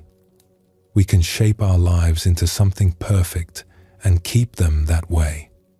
We can hold on to what we have and prevent it from ever changing or slipping away. And so we try. We plan and manage and organize. We fuss over details. We lie awake at night running through scenarios, trying to prepare for every possible outcome. We grip our relationships tightly, our health, our finances, our reputations. And the tighter we grip, the more exhausted we become. Because we are trying to do something that cannot be done. We are trying to hold the river still with our bare hands. But life does not work that way.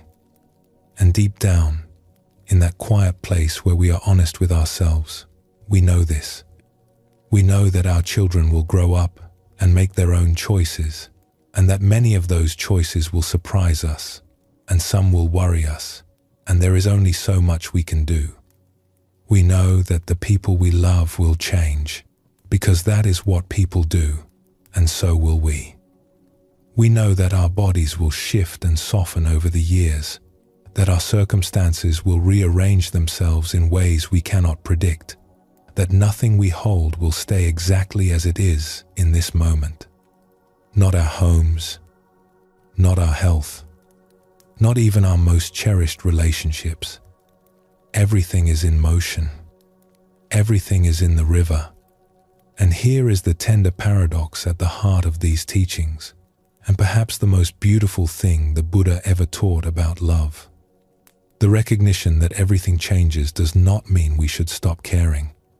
It does not mean we should pull back, build walls around our hearts, and refuse to love, because love always involves the possibility of loss. Just the opposite. It means we can love more freely, more fully, more joyfully than we ever imagined.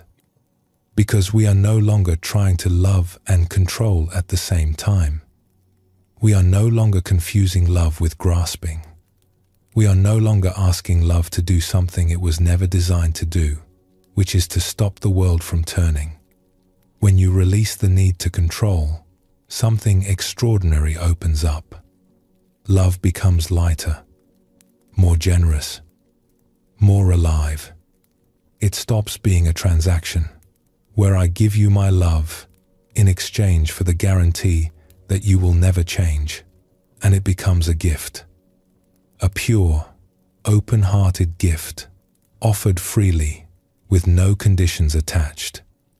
And that kind of love, that unconditional, ungrasping love, is the most powerful force in the universe. It is the love that heals, the love that frees, the love that the ancient teachers spent their lives trying to describe.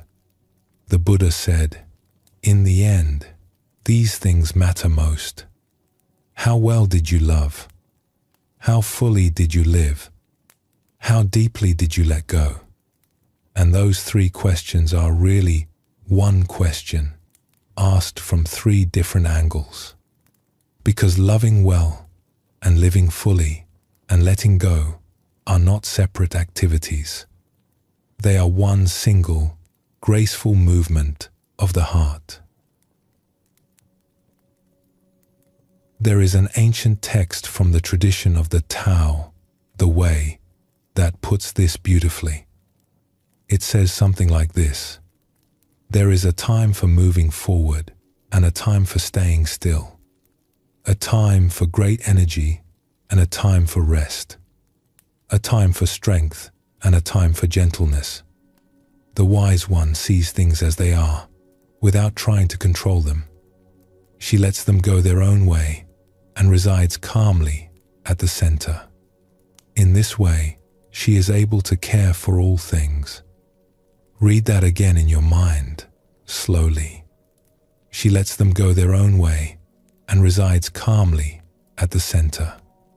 In this way, she is able to care for all things. This is the gracious heart. It is the heart that tends without clutching, that loves without demanding, that gives without keeping score. It is the heart of the gardener who does everything in her power and then trusts the rain. And it is not a cold heart. It is not detached or indifferent. This is a very important distinction, and one that many people misunderstand about these teachings. Some people hear the word equanimity or letting go and think it means not caring. They think the goal is to become so calm, so unruffled, so above it all that nothing touches you anymore. A kind of spiritual numbness. But that is not equanimity. That is fear dressed up in peaceful clothing. It is what happens when we have been hurt so many times that we decide the safest option is to stop feeling altogether, to retreat behind a wall of calm and call it wisdom. But there is no wisdom in it. Only exhaustion. Only a heart that has been asked to do the impossible, to stop being what it is. True equanimity is not the absence of feeling.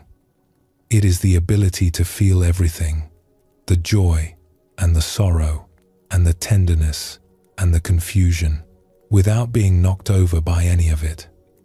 It is the ability to stand in the middle of a changing world and keep your feet. Not because you do not feel the wind, but because your roots go deep. Not because you are numb, but because you are present. Fully present, with all of it. There is a story about a student who came to her teacher in frustration. "I try to stay balanced," she said.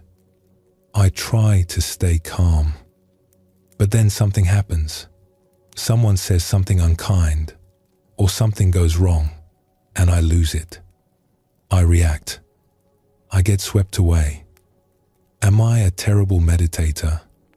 The teacher laughed gently. "Do you know the difference between reacting and responding?" The student shook her head. "Reacting," the teacher said, "is what happens when the wind blows and you have no roots. You get knocked around. You flail. You say things you do not mean. You make the situation worse. And responding? Responding is what happens when the wind blows and your roots are deep. You feel the wind. You sway with it even.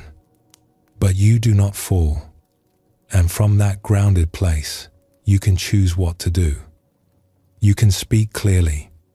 You can act with kindness. You can tend to what needs tending. But how do I grow those roots?" the student asked. The teacher smiled. "You are growing them right now. Every time you sit quietly and notice what is happening inside you without trying to change it, your roots grow a little deeper. Every time you feel something difficult and stay with it instead of running away, they grow deeper still. You do not have to be perfect. You only have to be willing. A different teacher once explained it with a simpler image. Imagine you are holding a cup of tea. If someone bumps into you and you grip the cup tightly, rigidly, the tea will slosh everywhere. But if you hold it gently, with a soft hand and a relaxed arm, your body will naturally absorb the bump and the tea will barely move. The gentle grip is stronger than the tight one. The open hand is steadier than the fist. This is what the gracious heart feels like. Steady, warm, open, alive. Responsive to everything, reactive to nothing. A beloved poet once wrote 2 lines that capture this teaching with extraordinary simplicity. She wrote about how she had struggled for years and years just to love her own life. And then, one day, she watched a butterfly rise into the wind, weightless and free, and the butterfly seemed to whisper to her, "Do not love your life too much." And then it vanished into the wide world. There is something so tender in those 2 movements.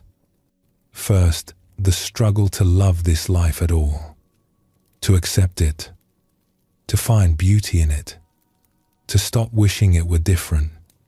That, all by itself, is half the journey. So many of us spend years resisting our own lives, comparing them to some imagined, better version, waiting for things to improve before we allow ourselves to feel at home. And then, just when we learn to love it, the butterfly arrives with the second teaching. Do not hold on too tightly. Love it, yes. Cherish it. Be grateful for it. But hold it the way you would hold a butterfly in your open palm. Gently, knowing it was never yours to keep. Knowing that its beauty is inseparable from its freedom to fly away. A great poet from another tradition wrote something similar. He said, "Teach us to care and not to care," which sounds like a contradiction until you feel it in your body, and then it makes perfect sense. Care deeply, tend lovingly, show up fully, and at the same time do not clench. Do not demand. Do not try to make the world hold still so that you can feel safe. The gracious heart holds both of these at once. And it turns out that this is not a compromise between caring too much and caring too little. It is a third thing entirely. A way of being in the world that is both fully engaged and deeply at rest. Both passionate and peaceful. Both tender and strong. Let us explore a story about this, because it makes the teaching easier to feel. There was once an old monk who kept a small temple in the mountains. He was known for his calm, his kindness, and his unshakable equanimity. People from the surrounding villages would come to him with their troubles, and he would listen patiently, offer a few quiet words, and send them home feeling lighter. One autumn, a great storm came through the mountains. It arrived in the night, without warning. The wind tore at the trees, bending them nearly to the ground. Rain poured down in sheets so thick you could not see your hand in front of your face. Thunder shook the walls of the little temple, and the sound of it echoed off the cliffs and valleys all around. When the storm finally passed and morning came, the old monk walked outside into the pale, wet light. Everything was changed. His beloved garden, which he had tended for decades with such patient care, had been torn apart. The flower beds were flooded and churned to mud. The stone path was scattered, stones lying where the water had carried them. And a great old plum tree, which had stood beside the temple for longer than anyone could remember, had been uprooted in the night and lay on its side in the mud, its branches tangled, its roots exposed to the sky like open hands. A young student who lived at the temple came out and found the old monk standing in the wet grass, looking at the fallen tree. Water dripped from the eaves. The air smelled of earth and broken wood. The student expected the monk to be devastated. This garden had been his great love, his daily meditation, his quiet joy for so many years. But the old monk just stood there, his robes wet at the hem, his face calm.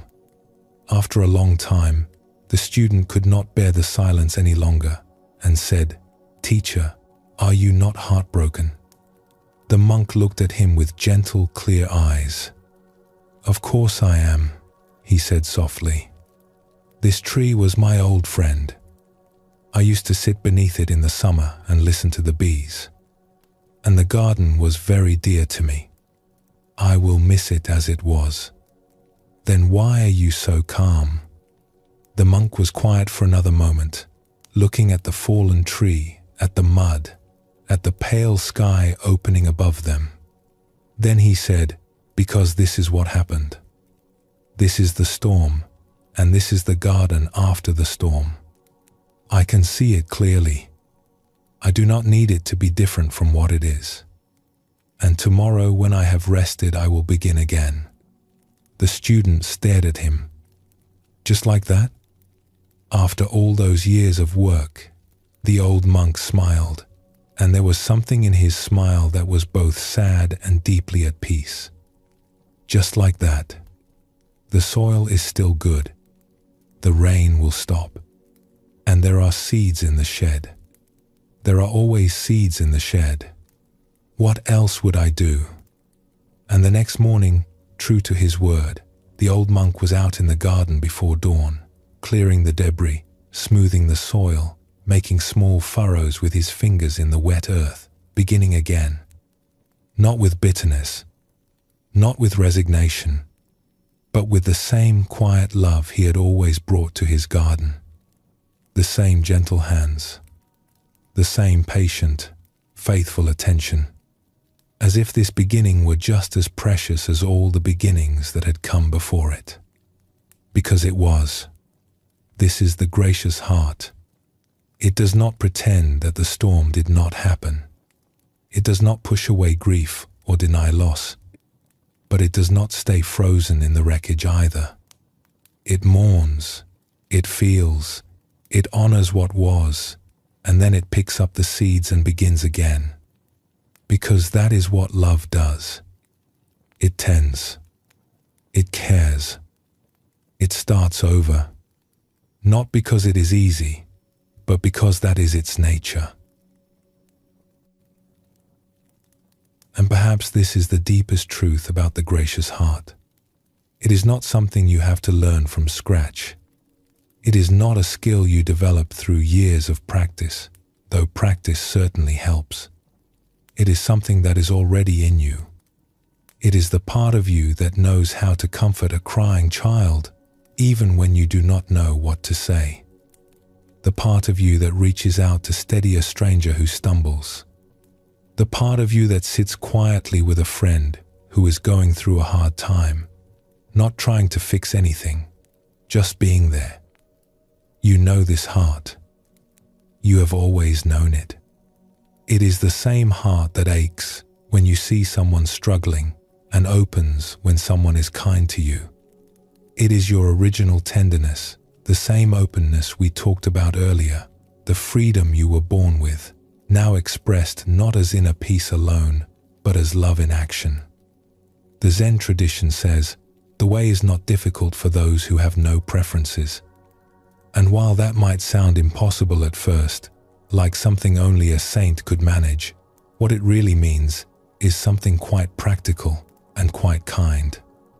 When you stop insisting that life be a certain way, when you stop demanding that people behave according to your expectations, when you release the tight grip of, this is how it should be, and replace it with the open hands of, let me see how it actually is, you discover something wonderful.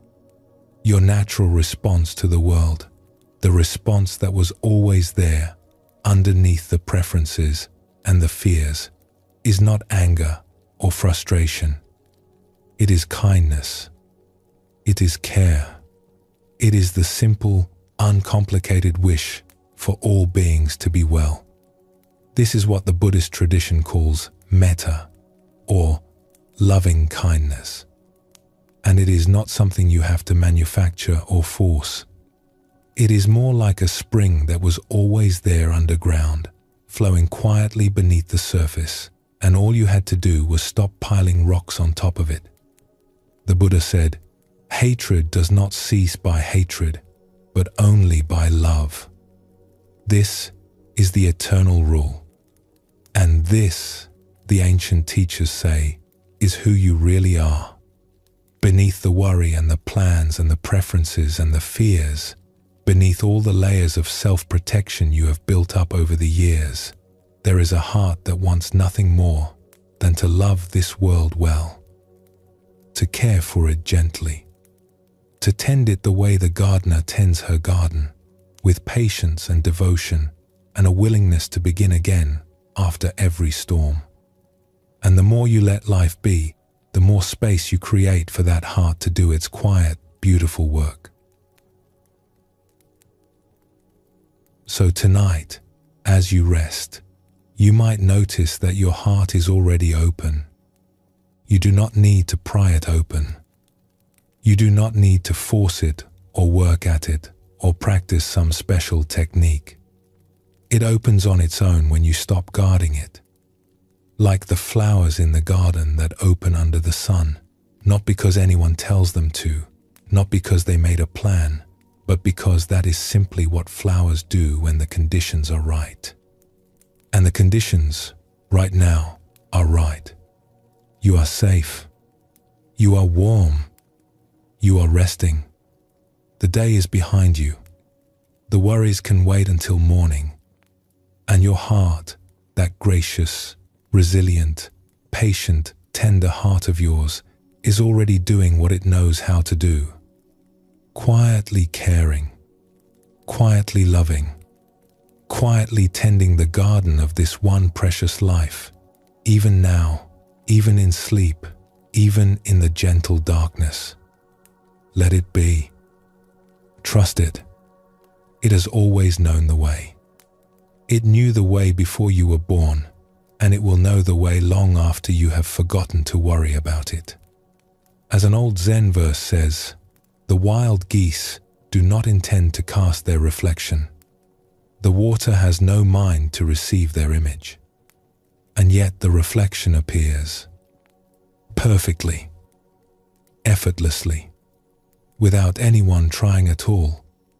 This is the gracious heart, and it is yours." Let us rest here for a moment. Let the breath come softly, like a guest who knows it is always welcome. And when you are ready, we will continue together.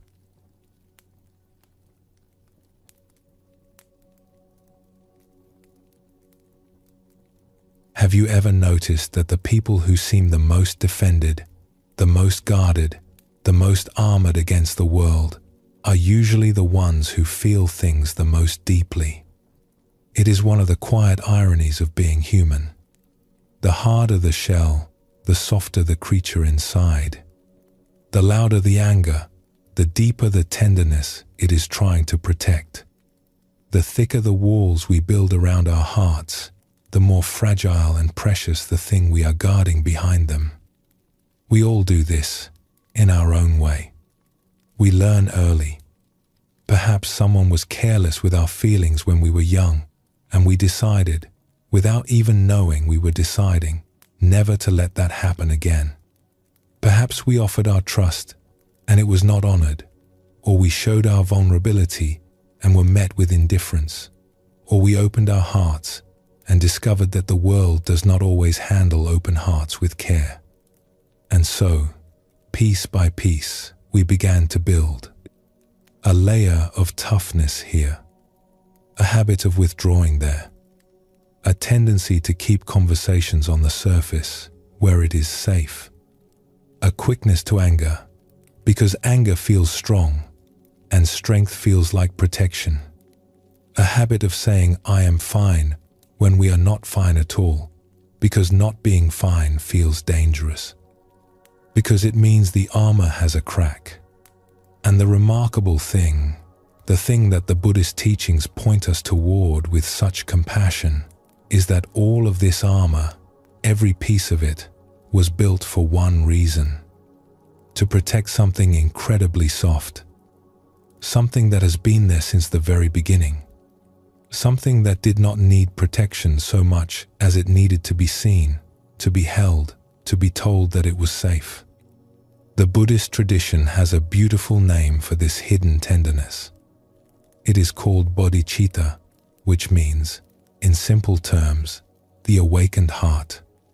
And the teaching is this: no matter how much armor you have put on, no matter how many layers of protection and habit and defensiveness you have wrapped around yourself over the years, there is a place inside you that has never been armored. A soft, open, vulnerable place that is as tender now as it was the day you were born. It is the place that aches when you see someone struggling. The place that opens, without your permission, when someone shows you unexpected kindness. The place that longs, beneath everything else, simply to love and be loved.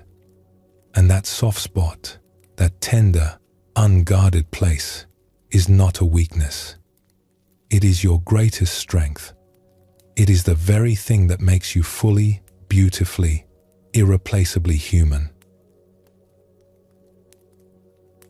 A wise teacher once wrote about this with extraordinary gentleness. She said that when we look beneath the surface of our strongest emotions, we always find something surprisingly tender. Beneath anger, if we are brave enough to look, there is usually fear.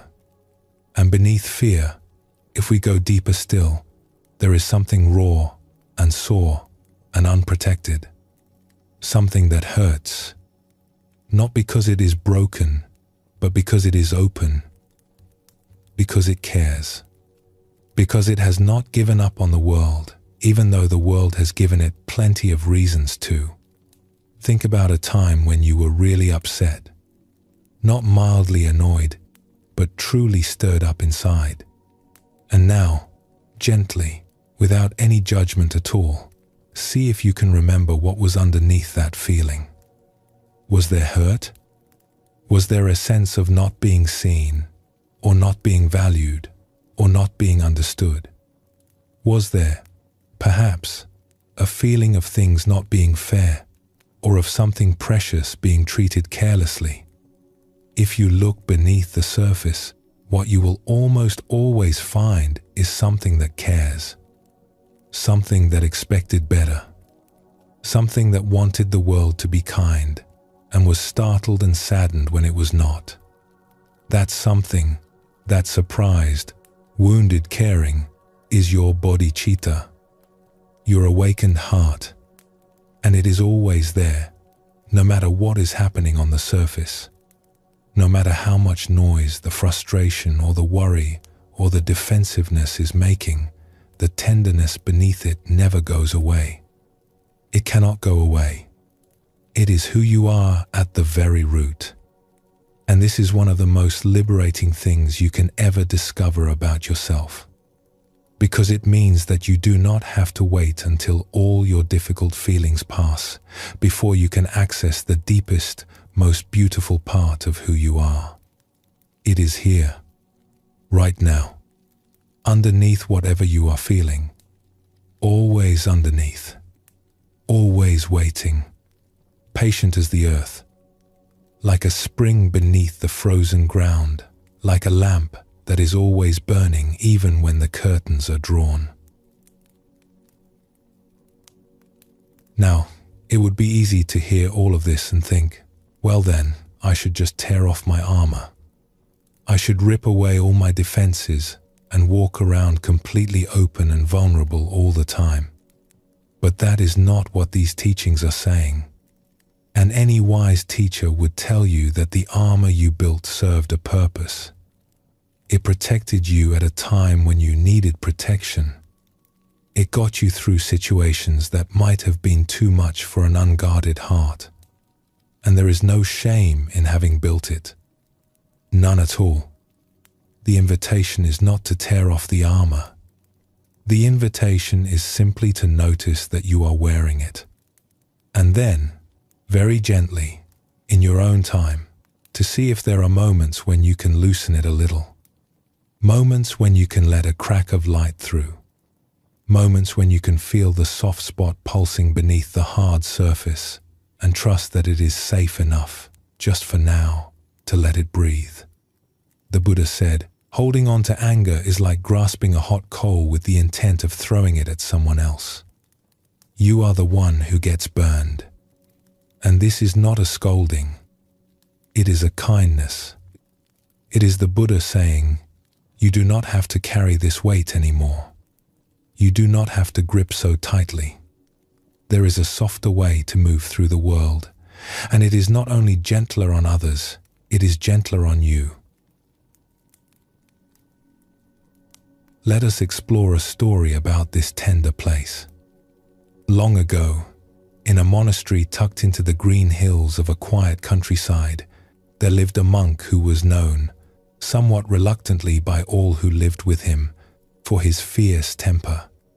He was a good man in many ways, generous with his time, hard-working in the kitchen garden, faithful in his daily meditation. But his anger was like a summer thunderstorm. It could rise from nowhere, fill the room with its heat, and leave everyone around him shaken and quiet, the way a forest goes still after a crack of thunder. The other monks were wary of him. They tiptoed around his moods the way you might tiptoe around a sleeping dog that sometimes growls. They avoided certain topics. They learned to read the weather of his face the way farmers read the sky before planting, looking for signs of sun or storm. One autumn, a traveling teacher passed through the monastery and spent a few days as a guest. She was a small, quiet woman with silver hair and a gentle manner, and she observed everything carefully, the way a bird watches from a branch. She saw the way the other monks moved around the angry one. She saw the tension in his shoulders, the tightness in his jaw, the way his eyes flickered with something that was not quite anger but was ready to become anger at any moment. On her last evening, as the sun was going down and the hills were turning gold, she asked to speak with him. He came to her in the little garden behind the temple, where she was sitting on a stone bench beneath a persimmon tree.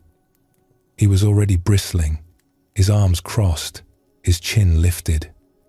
"I know what you are going to say," he told her, before she had said a word. "You are going to tell me I need to control my temper, that I need to be more patient, that I need to try harder. Everyone tells me that." The teacher looked at him for a long moment. The evening light was warm on her face. Her eyes were soft and very still. "No," she said, "I am not going to say any of that." The monk blinked. This was not what he had prepared for. "Then what?" "I am going to ask you a question. Just one. May I?" He uncrossed his arms, slowly, and nodded, wary but curious. "When you were a boy," she said, "before the anger came, what were you like?" The monk opened his mouth to answer, then closed it. Something shifted in his face, like a cloud passing from in front of the sun. The hardness around his eyes softened. His jaw loosened. His shoulders, which had been up near his ears since he sat down, dropped just a fraction. He started, and then stopped. He looked away, toward the last light on the hills. "I was sensitive," he said quietly. "I felt everything. When the other children were unkind, it was like a fire on my skin. When someone was hurting, An animal, a younger child, anyone. I would feel it in my own body.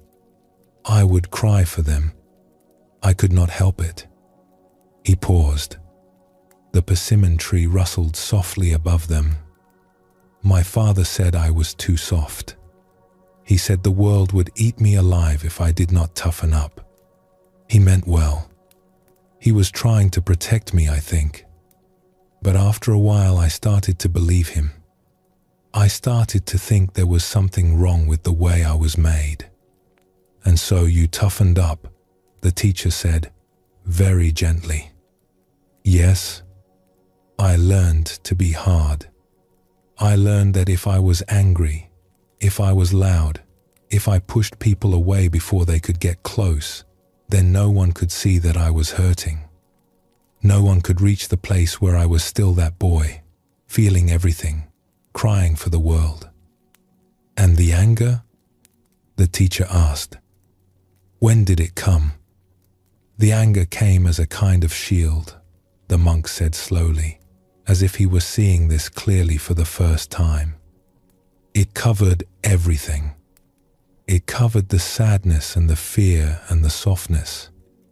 It was like putting on a suit of iron. Nobody could get through.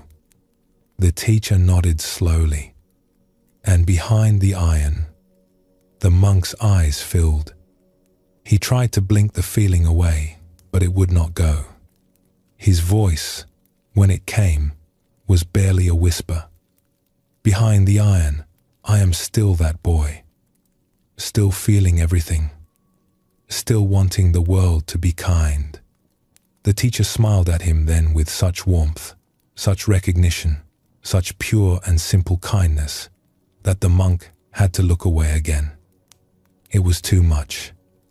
It was the very thing his armor had been built to prevent, being truly seen.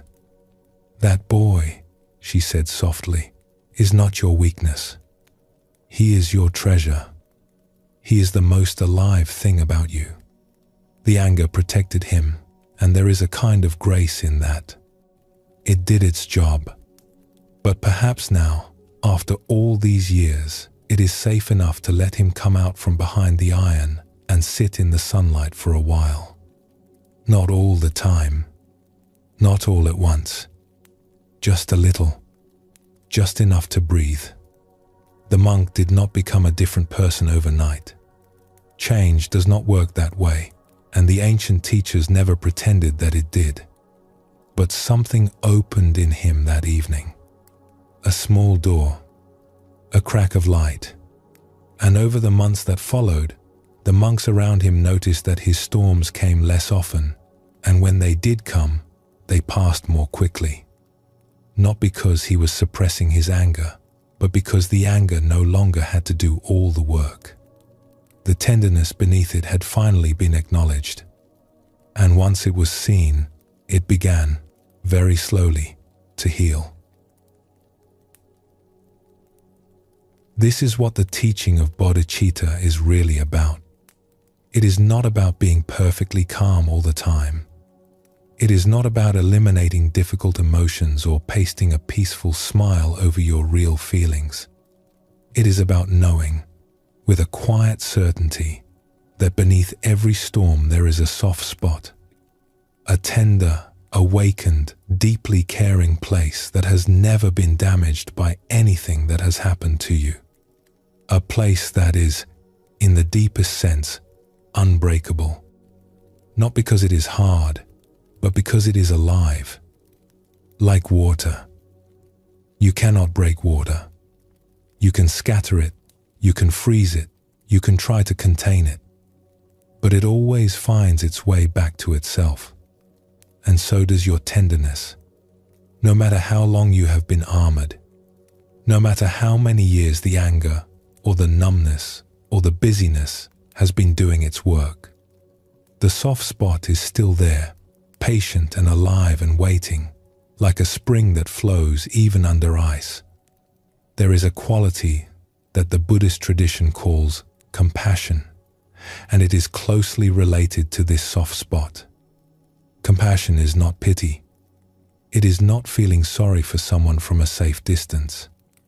It is the natural response of an open heart to the reality of life. It is what happens when you allow yourself to feel, truly feel, that the person next to you has the same tender spot that you do. That they, too, have built armor. That they, too, have a boy or a girl somewhere inside who still feels everything. A thoughtful writer once put this in words that have stayed with many who have read them. She said that if each person could simply bear their own sorrows honestly, with courage, and without passing them along to others, the sorrow of the entire world would begin to lighten. Not because the difficulties would go away, but because they would no longer be multiplied by our reactions to them. Each person, bearing their own weight with grace, becomes a quiet source of peace in the world. And peace, like kindness, spreads further than we can see. The Buddha once compared kindness to a mother's love for her only child. He said, as a mother would risk her own life to protect her child, her only child, even so should one cultivate a boundless heart toward all beings. And the starting point for that boundless heart is not somewhere outside you. It is the soft spot. It is the tenderness that was there before the armor.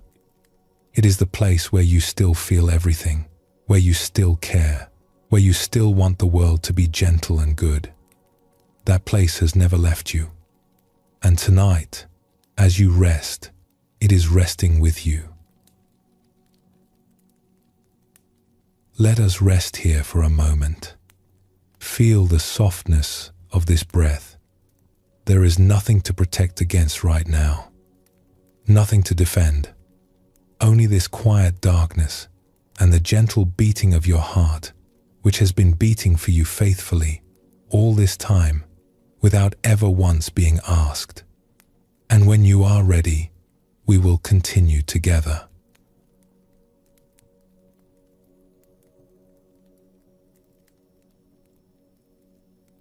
We have traveled a good distance together tonight. We began with the spirit we bring to our work, to our daily lives. We explored the freedom that is already ours. We watched the rivers of experience flow by. We made friends with uncertainty. We discovered the gracious heart that can care without clinging. And we found the soft, unbreakable tenderness that lives beneath our armor. Now we come to something deeper still. Something that is difficult to put into words, but that you may already feel stirring in you as you rest here in the quiet. It is the sense that you are not quite as separate as you thought, that the edges of you are softer than you imagined, that you belong to something vast and warm and endlessly alive. There is an ancient teaching, found in many traditions but expressed with particular beauty in Buddhism, that says something very strange and very wonderful. It says that when you become truly still, when you go very deep into the silence that lives beneath all your thoughts and feelings and plans, you will make a surprising discovery. You will discover that the thing you have been calling yourself all these years, the solid, separate, defined person you took yourself to be, is not quite as solid or as separate as you imagined.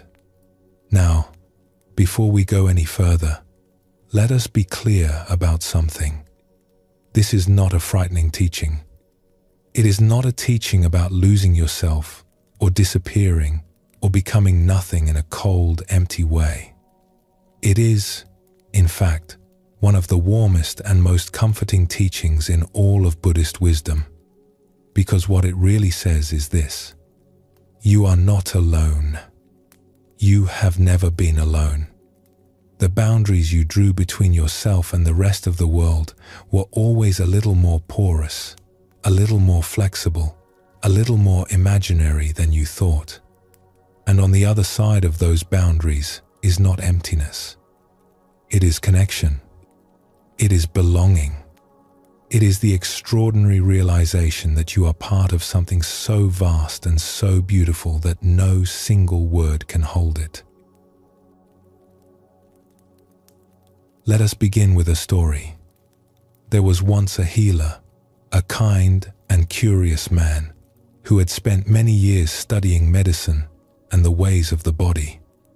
He was also a person of deep spiritual practice, and he had heard tales of hermits who lived alone in caves high in the mountains, spending years in silent meditation, cultivating compassion for all living things. He longed to visit one of these hermits, and after many months of travel and many letters of introduction, he received permission to make the journey. He walked for days along narrow mountain paths. The air grew thin and cold. The valleys fell away beneath him, and the peaks rose white and silent all around. He passed prayer flags strung between rocks, snapping in the wind. He crossed streams so clear he could count the stones on the bottom. At last, after many days of climbing, he came to a small cave in the face of a cliff, high above a valley where clouds drifted below like slow white rivers. It was not much to look at. A low opening in the rock, barely tall enough to stand in. A rough blanket folded neatly on the stone floor. A small fire pit near the entrance with ashes still warm from the morning. The air was thin and sweet, and the only sound was the wind moving through the rock. And sitting just inside the entrance, on a flat stone worn smooth by years of use, was a man who radiated the most extraordinary stillness the healer had ever encountered. The hermit was not doing anything remarkable. He was not floating or glowing or performing any kind of miracle. He was simply sitting. His eyes were half closed. His hands rested in his lap. His breath moved so quietly it was almost invisible. But the quality of his stillness was unlike anything the healer had felt before. It was warm. It was alive. It seemed to fill the cave and spill out into the mountain air and mingle with the wind and the sunlight, the way the fragrance of a flower fills a room without trying, without intending to, without even knowing it is happening. The healer sat down on a stone across from the hermit and waited.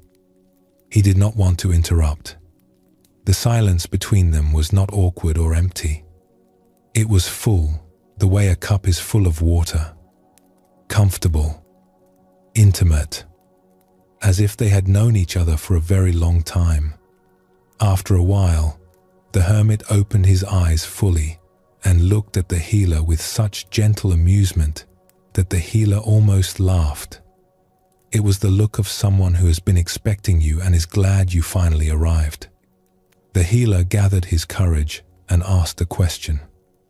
"May I ask about your practice? I have studied many methods. Do you follow the breath? Do you repeat a sacred word? Do you visualize light? What is the technique that has brought you to this remarkable peace?" The hermit looked at him. His eyes were kind and very clear, the way mountain water is clear. He was quiet for a long moment, as if the question were a butterfly that had landed on his hand and he was waiting to see what it would do. Then he smiled. "The world breathes itself," he said. That was all. 4 words. The world breathes itself. The healer sat with those words for a long time. He did not ask any more questions. He looked out at the mountains, at the clouds moving slowly across the wide blue sky, at the tiny wild flowers growing in the cracks of the rock, purple and yellow, bending in the wind. And slowly, very slowly, something in him began to soften. Something he had been holding tightly for years without knowing it.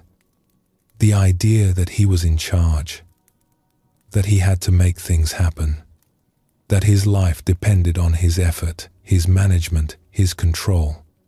He could feel what the hermit meant, not as an idea, not as a philosophy, but as something happening in his own body, right now, in this thin mountain air. He could feel the breath moving through him without his effort or his instruction. He could feel the wind moving across the mountainside in the same unhurried, effortless way.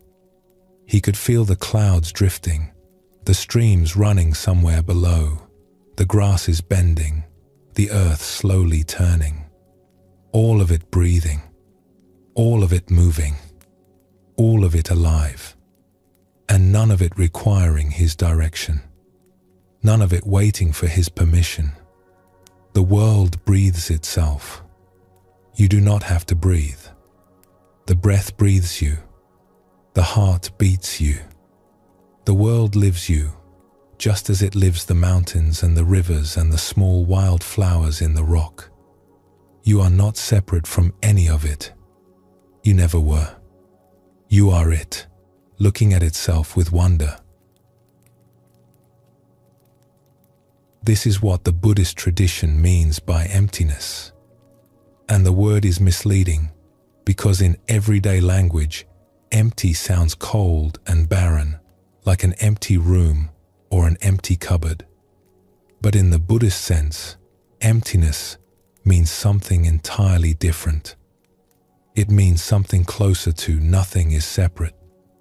Nothing exists on its own, cut off from everything else. Everything is woven into everything. Your breath is the wind, is the ocean, is the clouds, is the rain, is the river, is the tea in your cup, is the warmth in your hands. It is all one thing, moving and changing and flowing, and you are part of it. Not apart from it. Part of it. As natural and as necessary as any other part. Think of a wave in the ocean. For a moment, the wave rises up and has a shape, a height, a direction. It looks like a separate thing. You could point to it and say, that is a wave. But is it really separate from the ocean? Can you draw a line where the wave ends and the ocean begins? Of course not. The wave is the ocean, expressing itself in a particular way for a particular moment. And when the wave subsides, it does not disappear. It simply returns to what it always was. Water, connected, whole.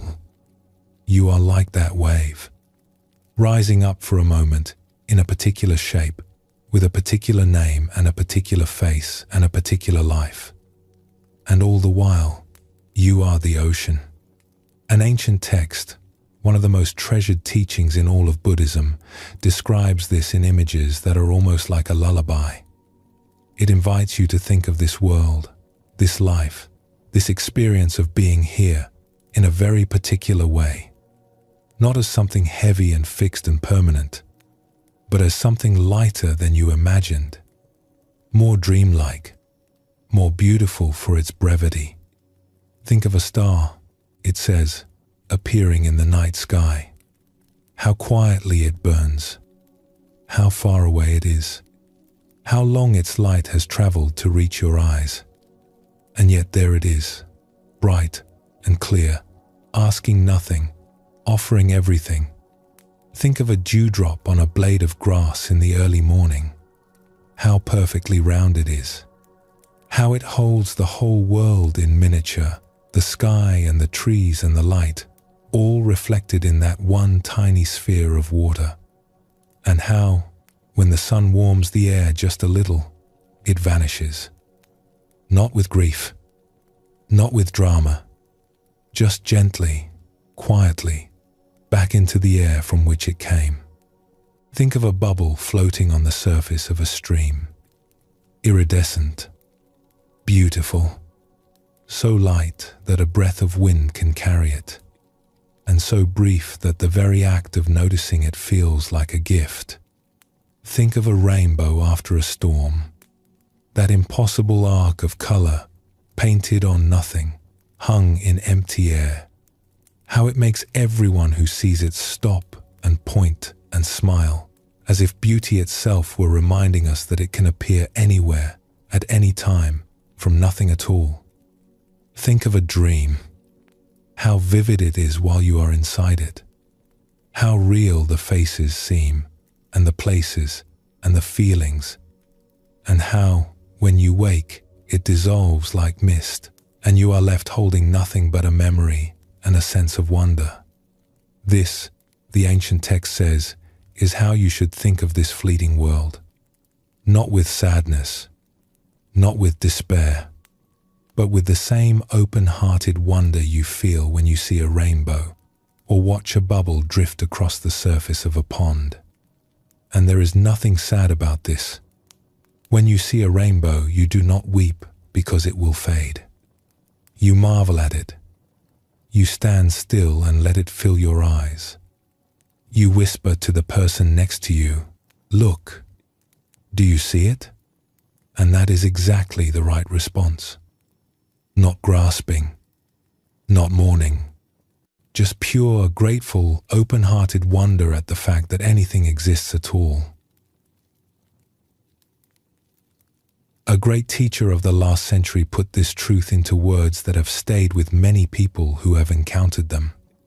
He said, "Wisdom sees that I am nothing. Love sees that I am everything. And between these two, my life flows."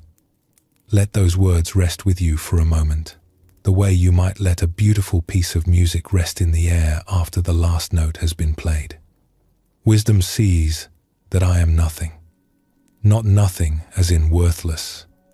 Not nothing as in insignificant. But nothing as in nothing separate.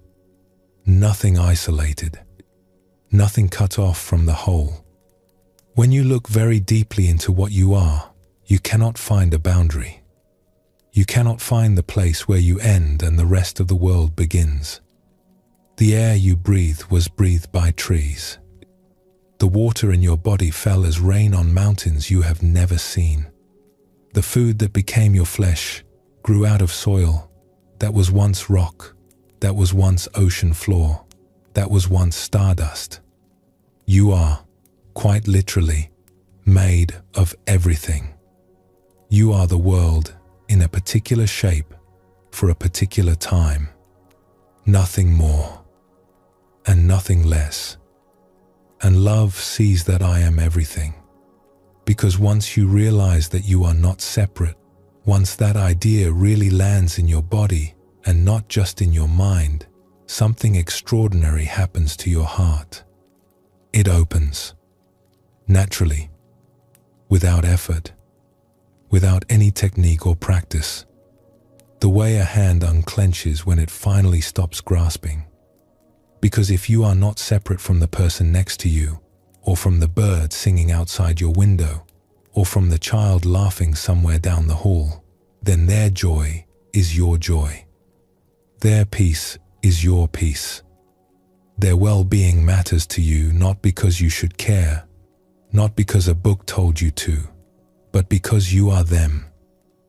In the deepest, truest, most real sense, you are them, and they are you. And between these two, between the vast, spacious openness of wisdom and the warm, intimate tenderness of love, your life flows, like a river between its banks, like a breath between the inhalation and the exhalation, like a dream that is somehow also completely, undeniably, beautifully real. There was a teacher who was once asked about his upbringing, his background, his identity. People wanted to know where he came from, what tradition he belonged to, what label to put on him. He answered all their questions patiently, but when someone kept pressing, trying to pin him down to a single identity, trying to fit him into a box that he clearly did not fit into, he finally laughed and said, "Well, you know, I am only that on my parents' side." And there is something deeply freeing about that remark, if you let it settle in. Because it reminds us that we are not our labels. We are not our conditioning. We are not the stories that were told about us when we were small, or the roles we play in our families and our workplaces. or the identities we carry on our documents. All of those things are real, in a certain sense. They are part of our experience, part of the costume of this particular lifetime. But they are not the whole of who we are. Not even close. Have you noticed how your sense of who you are changes depending on who you are with? With some people, you are the responsible one. With others, you are the playful one. With your family, you might find yourself slipping back into a version of yourself that you thought you had left behind years ago. With a stranger, you are someone else entirely. The self is not fixed. It is fluid. It shifts and adapts and rearranges itself moment by moment, like a cloud that is always changing shape, while still being, undeniably, a cloud. And beneath all those changing shapes, beneath every role and every identity, there is something much larger. Something that cannot be named or contained or pinned down. Something that is connected to everything and is, in its deepest nature, completely free. The Buddha said, "Just as the great ocean has one taste, the taste of salt, so also this teaching has one taste, the taste of freedom." And the freedom he was pointing to is exactly this. The freedom of realizing that you are not a small, separate, isolated thing trying to survive in a vast and indifferent universe. You are the universe itself. You are the vastness. Looking out through these particular eyes, breathing through these particular lungs, feeling through this particular, tender, miraculous heart. For a little while, in this particular, unrepeatable, extraordinary form. So tonight, as you lie here, you might let yourself feel this connection. Not as a thought, not as something you need to understand, but as a sensation in your body. Something you can actually feel. Feel the air entering your body, the same air that has touched the tops of trees and the surface of lakes and the faces of people you have never met. Feel it filling your lungs and feel it leaving again, returning to the world it came from, carrying a little bit of you with it, mixing with everything. Your breath and the breath of the world, one breath. Feel the weight of your body on whatever is holding you up. Feel the firmness beneath you, and know that what is holding you up is the earth itself.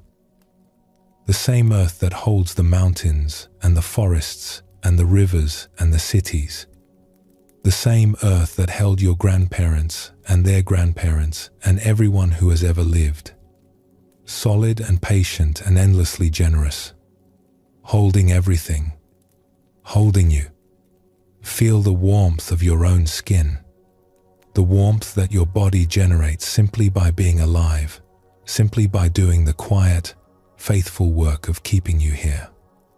And know that this warmth is a small flame of the same energy that lights the stars and warms the sun and drives the great engines of creation across billions and billions of miles. You are made of the same stuff. You always have been.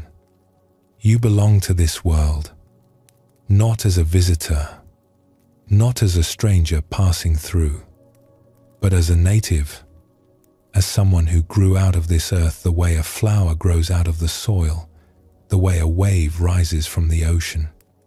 You are home. You have always been home. You just forgot for a little while, and that is all right. Forgetting and remembering are both part of the journey, the beautiful, tender, surprising journey of being alive. And in this forgetting and in this remembering, there is something incredibly gentle and incredibly kind. Because the world does not punish you for forgetting. It does not scold you or turn its back. It simply goes on breathing and holding you and offering you its beauty, moment after moment after moment, whether you notice or not. And when you do notice, when you pause and feel and say, "Oh, I am part of this. I belong to this. This is my home," the whole world seems to soften around you, as if it has been waiting patiently for you to remember, as if your remembering brings it joy. As an old Zen poem says, sitting quietly, doing nothing, spring comes, and the grass grows by itself. But perhaps tonight we can say it a different way. Lying quietly, doing nothing, the world breathes itself, and you are breathing with it. You have always been breathing with it, and you always will be. Let us rest with that for a moment. Feel yourself as part of everything, and when you are ready, we will continue together.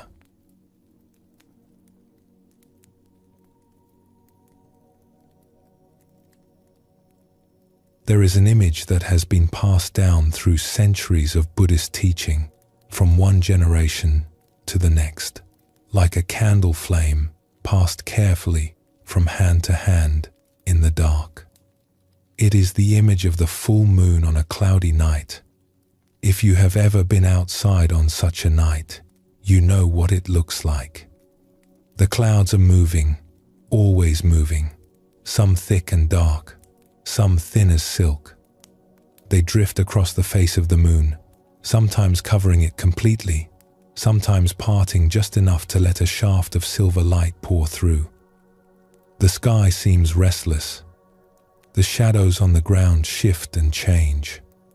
And yet, behind all that movement, behind all those drifting shapes, the moon itself is perfectly still, perfectly full, perfectly bright. It has not gone anywhere. It has not dimmed. It has not changed at all. It is simply shining, as it always shines, whether the clouds reveal it or not. The ancient teachers loved this image because it describes something true about you. Your awareness, that deep, quiet knowing at the center of your being, is like that moon.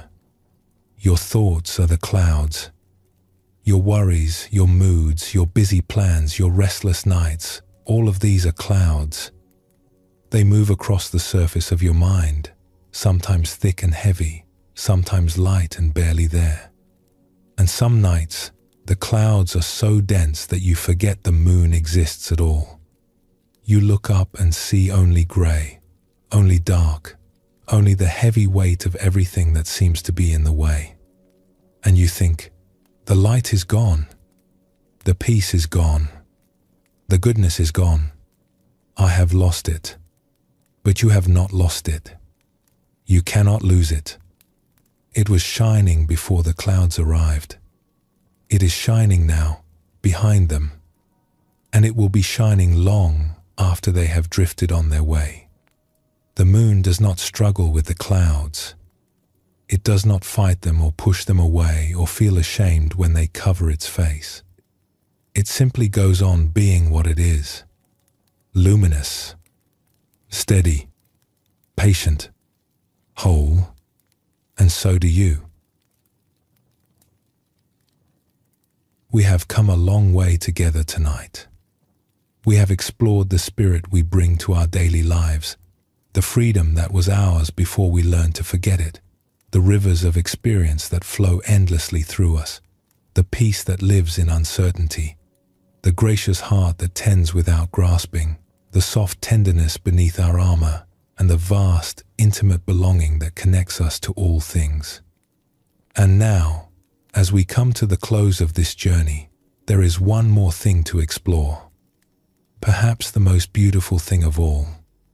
It is the question of what happens when the moon comes out from behind the clouds. What happens when you rest so deeply in your own awareness, in your own goodness, in your own quiet freedom, that something begins to shine through you into the world around you?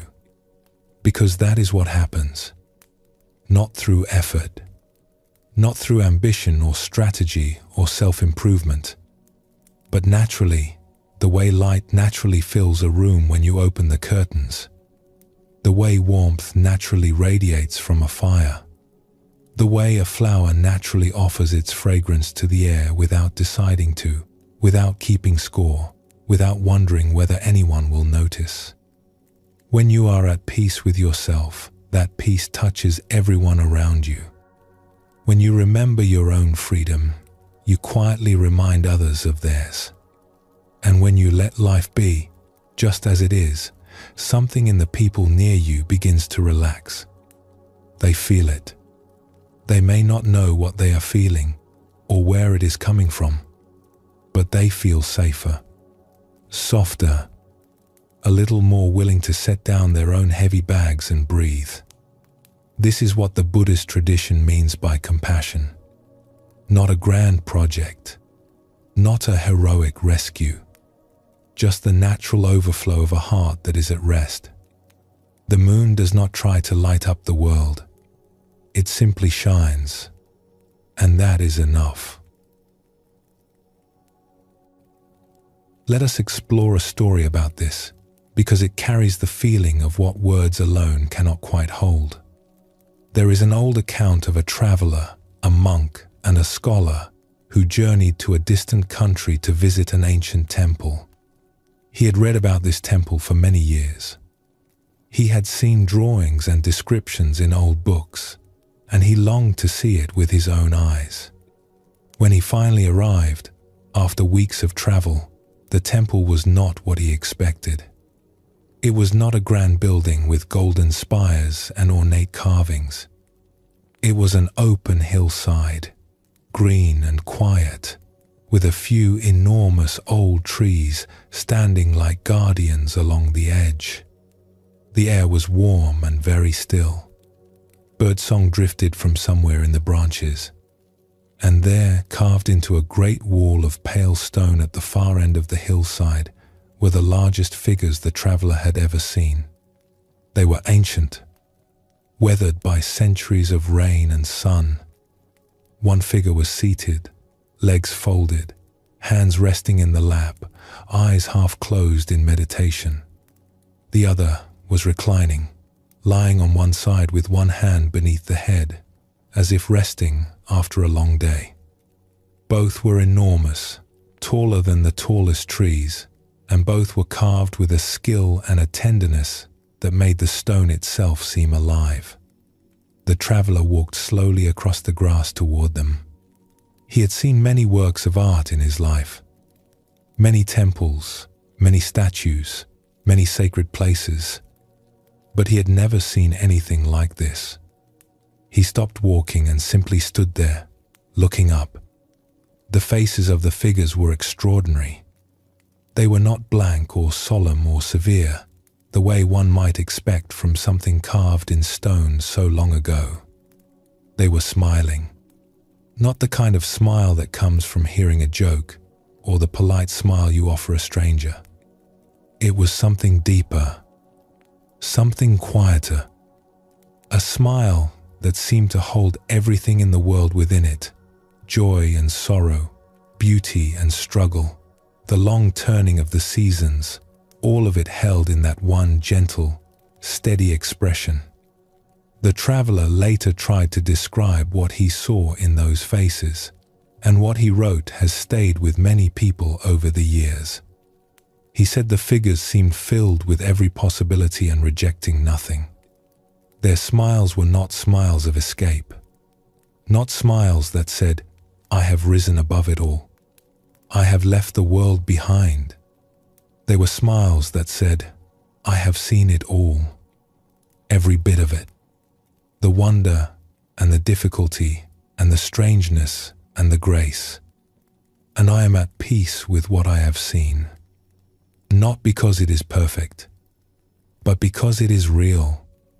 And reality, when you stop fighting it, turns out to be far more beautiful than any dream you could put in its place."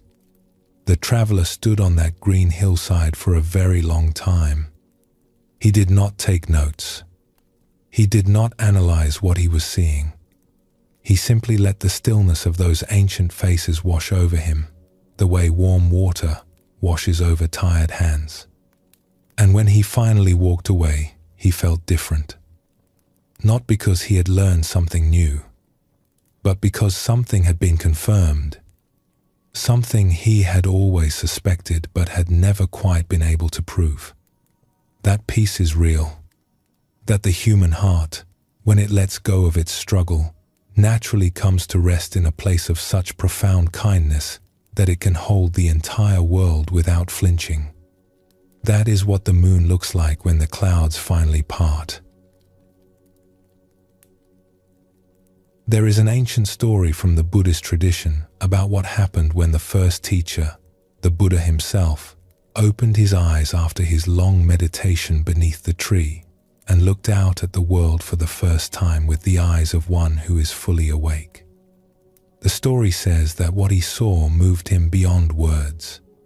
He saw beings everywhere, in every direction, longing to be happy, longing to be free, longing to be loved. And yet, so many of them were confused. They were doing the very things that kept them trapped, grasping at what they could not hold, running from what they could not escape, building walls around the very hearts that needed to breathe. Not because they were foolish, but because they were tender and they did not know what else to do. And as the awakened one looked out across this world, the story says, he was so moved by what he saw that his eyes filled with tears. Not tears of despair, not tears of frustration or hopelessness, but tears of the deepest, most boundless compassion. The kind of tears that come when your heart is so full it simply overflows. The way the sky overflows with rain when it has gathered all the moisture it can hold. And the story says that where his tears touched the earth, something grew. Not a flower, not a tree, but a presence. A warm, living presence of compassion itself, as if the earth received his tears and gave something back. As if the whole world responded to that love by generating more of it. As if compassion, once it begins to flow, cannot be stopped. It spreads. It multiplies. It calls forth more compassion from everything it touches, the way one candle lights another without losing any of its own flame. This is a beautiful image to carry with you as you rest tonight, because it tells you something important about the nature of love. Love is not a finite resource. It is not something you can use up or run out of. The more you give, the more there is. The more your heart opens, the more room it has. And the tears you shed, the ones that come from the deepest, most honest place in you, are not a sign of weakness. They are seeds. They are the beginning of something. They are compassion, planting itself in the world, one drop at a time. And this brings us, gently, to the last thing I want to share with you tonight. There is a story about a traveler who visited a land where, for complicated and painful reasons, a great wall had been built between two communities. It was an enormous wall, tall and grey and harsh, stretching for miles across what had once been open countryside. On one side, olive groves had been uprooted to make room for it. Gardens had been divided. Neighbors who had once shared meals now lived on opposite sides of a barrier they could not cross. It was a sorrowful thing to see. And yet, when the traveler walked along the base of this wall, something caught his eye. Someone, no one knew who, had painted a picture on the grey concrete. It was large, stretching many feet across, vivid, with colour against the dull stone. It was the image of a dove, a simple, white dove, the ancient symbol of peace. But this dove was painted wearing a small vest, the kind you might wear for protection in a dangerous place. And in its beak, held gently and firmly, was an olive branch. The traveler stood in front of this painting for a long time, There was a small car parked nearby, and by comparison you could see just how enormous the image was. 20 feet across, perhaps more. A dove of peace, dressed for a world that is not yet peaceful, carrying the oldest symbol of hope in its mouth. Not angry, not defeated, not pretending the wall was not there, just shining, quietly, stubbornly, beautifully shining, the way the moon shines behind clouds, the way a candle shines in a window on a dark night. And the traveler understood something in that moment that all the teachings and all the books had been trying to tell him for years. Freedom is not about the absence of difficulty. It is not about living in a world where walls do not exist and storms never come and hearts are never heavy. Freedom is the light that shines anyway. It is the dove that carries the olive branch anyway. It is the gardener who plants seeds the morning after the storm. It is the elder who looks at a struggling young person and says, "You are extraordinary," and means it. Freedom is the moon that goes on shining, whether the clouds are thin or thick, whether the night is short or long, whether anyone is looking up or not. It shines because that is its nature. And your nature, the deepest truth of who you are, is exactly the same. The Buddha said, "Free yourself. Be a light unto the world." Not by trying harder, not by being perfect, not by waiting until all your problems are resolved and all your fears have been conquered and all the walls have come down. But now, right now, just as you are, with all your tender imperfections, with all your beautiful contradictions, with all the clouds that still drift across the face of your particular moon, you are the light. You have always been the light. And the world needs your light, not someday, not when you are ready, but now. In whatever small, quiet, ordinary way you can offer it. A kind word, a moment of patience, a willingness to listen, a refusal to give up on love, even when love is hard.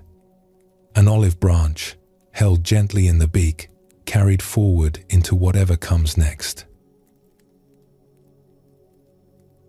Let us explore one more small story before we rest. There was once an old woman who lived in a village by the sea. She was not famous. She was not wealthy. She was not a teacher or a healer or a leader of any kind. She was simply a woman who had lived a long time and paid attention. Every evening, as the sun went down, she would walk to the end of the stone pier that stretched out into the harbor, and she would light a small lantern and set it on the railing. A neighbor once asked her why she did this. "The harbor has a lighthouse," the neighbor said. "The ships can see it from miles away. What good is one small lantern?" The old woman smiled. "The lighthouse shows them where the harbor is," she said. "My lantern shows them that someone is glad they are coming home." And every evening, without fail, in rain and wind and the last soft light of summer, her lantern burned at the end of the pier. A tiny, steady flame. A light that said, "I am here. You are welcome.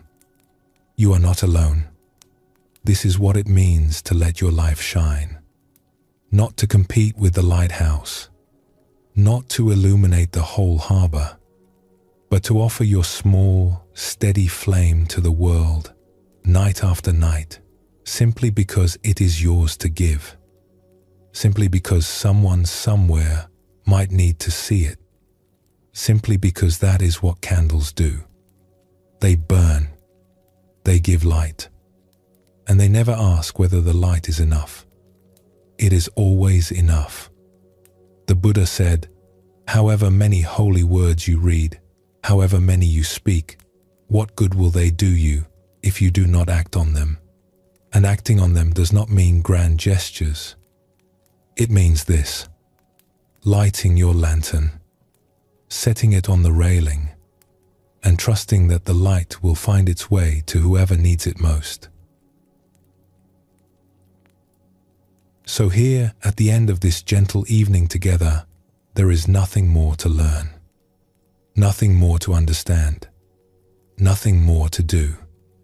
Only this: the moon is shining.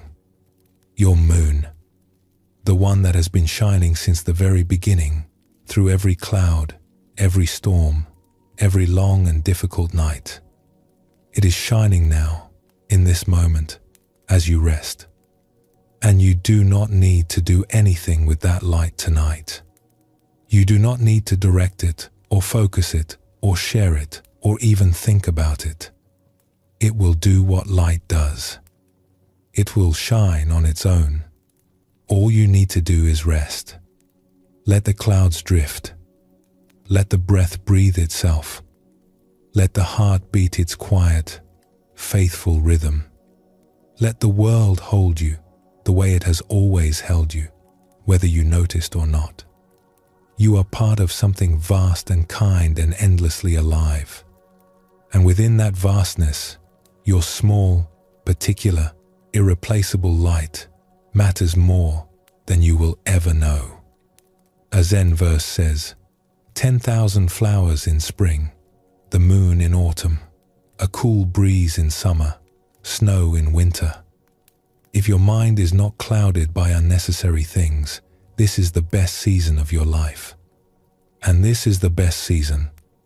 Right now, this quiet moment, this soft breath, this gentle darkness, this moon, your moon, shining behind whatever clouds may come.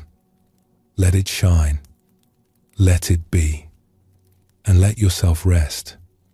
Let us pause here, one last time. Feel yourself breathing. Feel yourself held by the earth, by the night, by the kindness of simply being alive. And when you are ready, we will close together.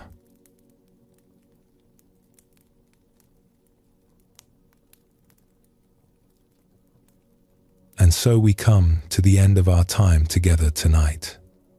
Or perhaps not the end, but a gentle pause. Because these teachings do not stop when the words stop. They live in you. They have always lived in you. Tonight was simply a remembering. We explored the cathedral that every life can be, when we bring our full hearts to whatever is before us. We remembered that freedom is not something we earn, but something we already carry, sewn into the very lining of our being. We watched the 5 rivers of experience flow by and discovered the stillness that watches with us. We made friends with uncertainty and found that it is not so frightening after all. We tended the garden of the gracious heart, learning to care without clinging. We found the soft, unbreakable tenderness beneath our armor. We felt the vast belonging that connects us to the mountains, the rivers, the stars, and to one another. And we saw the moon, our moon, shining steadily behind whatever clouds may come. You do not need to hold on to any of this. It is already yours. It always was. The Buddha once said, "You yourself must walk the path. But you do not walk it alone. And you are not alone tonight. You are held by the same ancient kindness that holds the tides and turns the seasons and grows the wildflowers between the stones. You are part of everything, and everything is glad you are here. So let the breath carry you now. Let the quiet carry you. Let the gentle darkness wrap around you like the softest blanket in the world. There is nothing left to do, nothing left to figure out. Only rest, only peace, only this beautiful, ordinary, extraordinary moment of being alive. Let it be. Sleep well, and thank you for joining us here at Sleepy Monk.